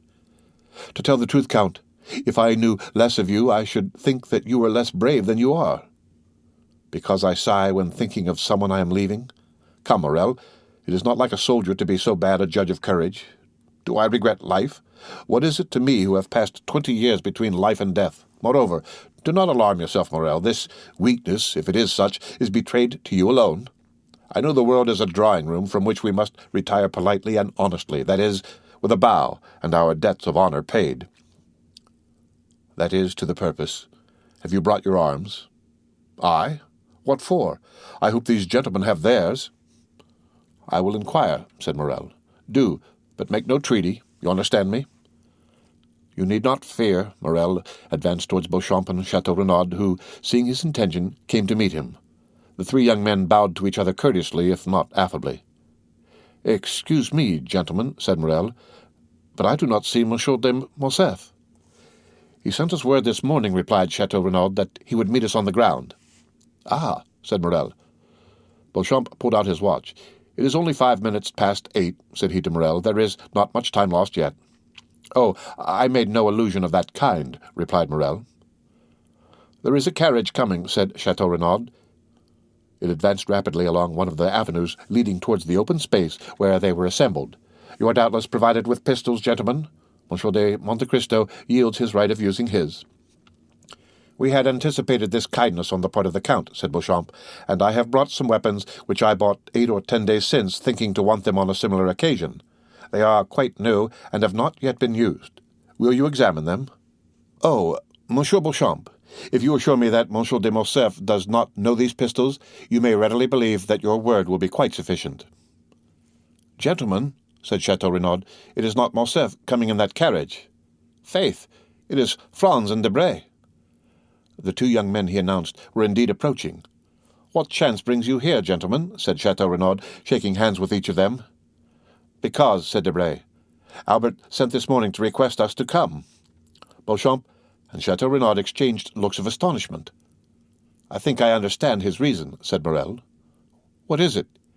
Yesterday afternoon, I received a letter from Monsieur de Morcerf begging me to attend the opera. And I, said Debray. And I also, said Franz. And we too, added Beauchamp and Chateau Renaud. Having wished you all to witness the challenge, he now wishes you to be present at the combat. Exactly so, said the young men. You have probably guessed right. But after all these arrangements, he does not come himself, said Chateau Renaud. Albert is 10 minutes after time. There he comes, said Beauchamp, on horseback, at full gallop, followed by a servant. How imprudent, said Chateau Renaud, to come on horseback to fight a duel with pistols after all the instructions I had given him. And besides, said Beauchamp, with a collar above his cravat, an open coat, and white waistcoat, why has he not painted a spot upon his heart? It would have been more simple. Meanwhile, Albert had arrived within 10 paces of the group formed by the 5 young men. He jumped from his horse, threw the bridle on his servant's arms, and joined them. He was pale, and his eyes were red and swollen. It was evident that he had not slept.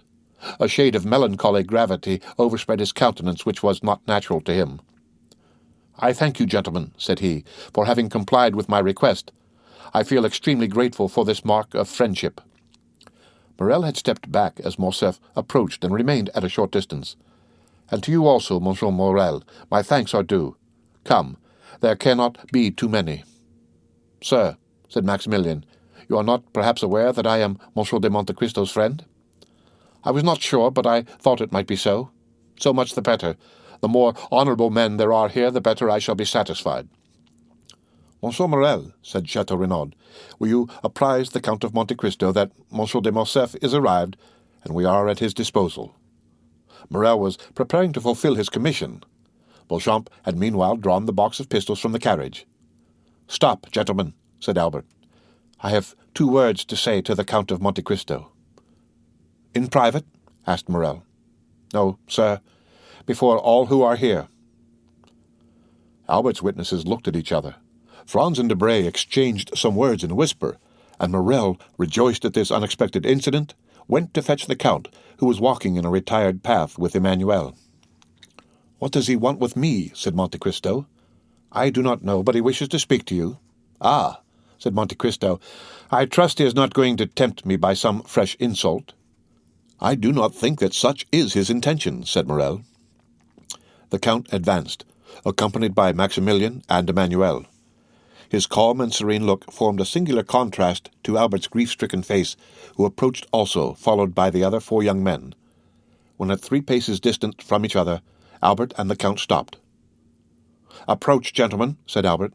"I wish you not to lose one word of what I am about to have the honor of saying to the Count of Monte Cristo, for it must be repeated by you to all who will listen to it, strange as it may appear to you." "Proceed, sir," said the Count. "Sir," said Albert, at first with a tremulous voice, but which gradually became firmer, "I reproached you with exposing the conduct of Monsieur de Morcerf in Paris, for guilty as I knew he was. I thought you had no right to punish him, but I have since learned that you had that right. It is not Fernand Mondego's treachery towards Ali Pasha which induces me so readily to excuse you, but the treachery of the fisherman Fernand towards you, and the almost unheard-of miseries which were its consequences, and I say, and proclaim it publicly, that you were justified in revenging yourself on my father, and I, his son, thank you for not using greater severity." Had a thunderbolt fallen in the midst of the spectators of this unexpected scene, it would not have surprised them more than did Albert's declaration. As for Monte Cristo, his eyes slowly rose towards heaven with an expression of infinite gratitude. He could not understand how Albert's fiery nature, of which he had seen so much among the Roman bandits, had suddenly stooped to this humiliation. He recognized the influence of Mercedes, and saw why her noble heart had not opposed the sacrifice she knew beforehand would be useless. "Now, sir," said Albert, "if you think my apology sufficient, pray give me your hand. Next to the merit of infallibility which you appear to possess, I rank that of candidly acknowledging a fault. But this confession concerns me only. I acted well as a man, but you have acted better than man. An angel alone could have saved one of us from death. That angel came from heaven, if not to make us friends, which, alas, fatality renders impossible, at least to make us esteem each other." Monte Cristo, with moistened eye, heaving breast, and lips half opened, extended to Albert a hand which the latter pressed with a sentiment resembling respectful fear. "Gentlemen," said he, "Monsieur de Monte Cristo receives my apology. I had acted hastily towards him. Hasty actions are generally bad ones. Now my fault is repaired. I hope the world will not call me cowardly for acting as my conscience dictated. But if anyone should entertain a false opinion of me," added he, drawing himself up as if he would challenge both friends and enemies, "I shall endeavor to correct his mistake." "What happened during the night?" asked Beauchamp of Chateau Renaud. "We appear to make a very sorry figure here." "In truth, what Albert has just done is either very despicable or very noble," replied the Baron. "What can it mean?" said Debray to Franz. "The Count of Monte Cristo acts dishonorably to Monsieur de Morcerf, and is justified by his son. Had I 10 Yanninas in my family, I should only consider myself the more bound to fight 10 times. As for Monte Cristo, his head was bent down, his arms were powerless. Bowing under the weight of 24 years' reminiscences, he thought not of Albert of Beauchamp, of Chateau Renaud, or of any of that group, but he thought of that courageous woman who had come to plead for her son's life, to whom he had offered his, and who had now saved it by the revelation of a dreadful family secret capable of destroying forever in that young man's heart every feeling of filial piety. "Providence still," murmured he. "Now only am I fully convinced of being the emissary of God." The end of Chapter 90 of The Count of Monte Cristo. Read by Rick Kistner. For Lit to Go on the web at fcit.usf.edu.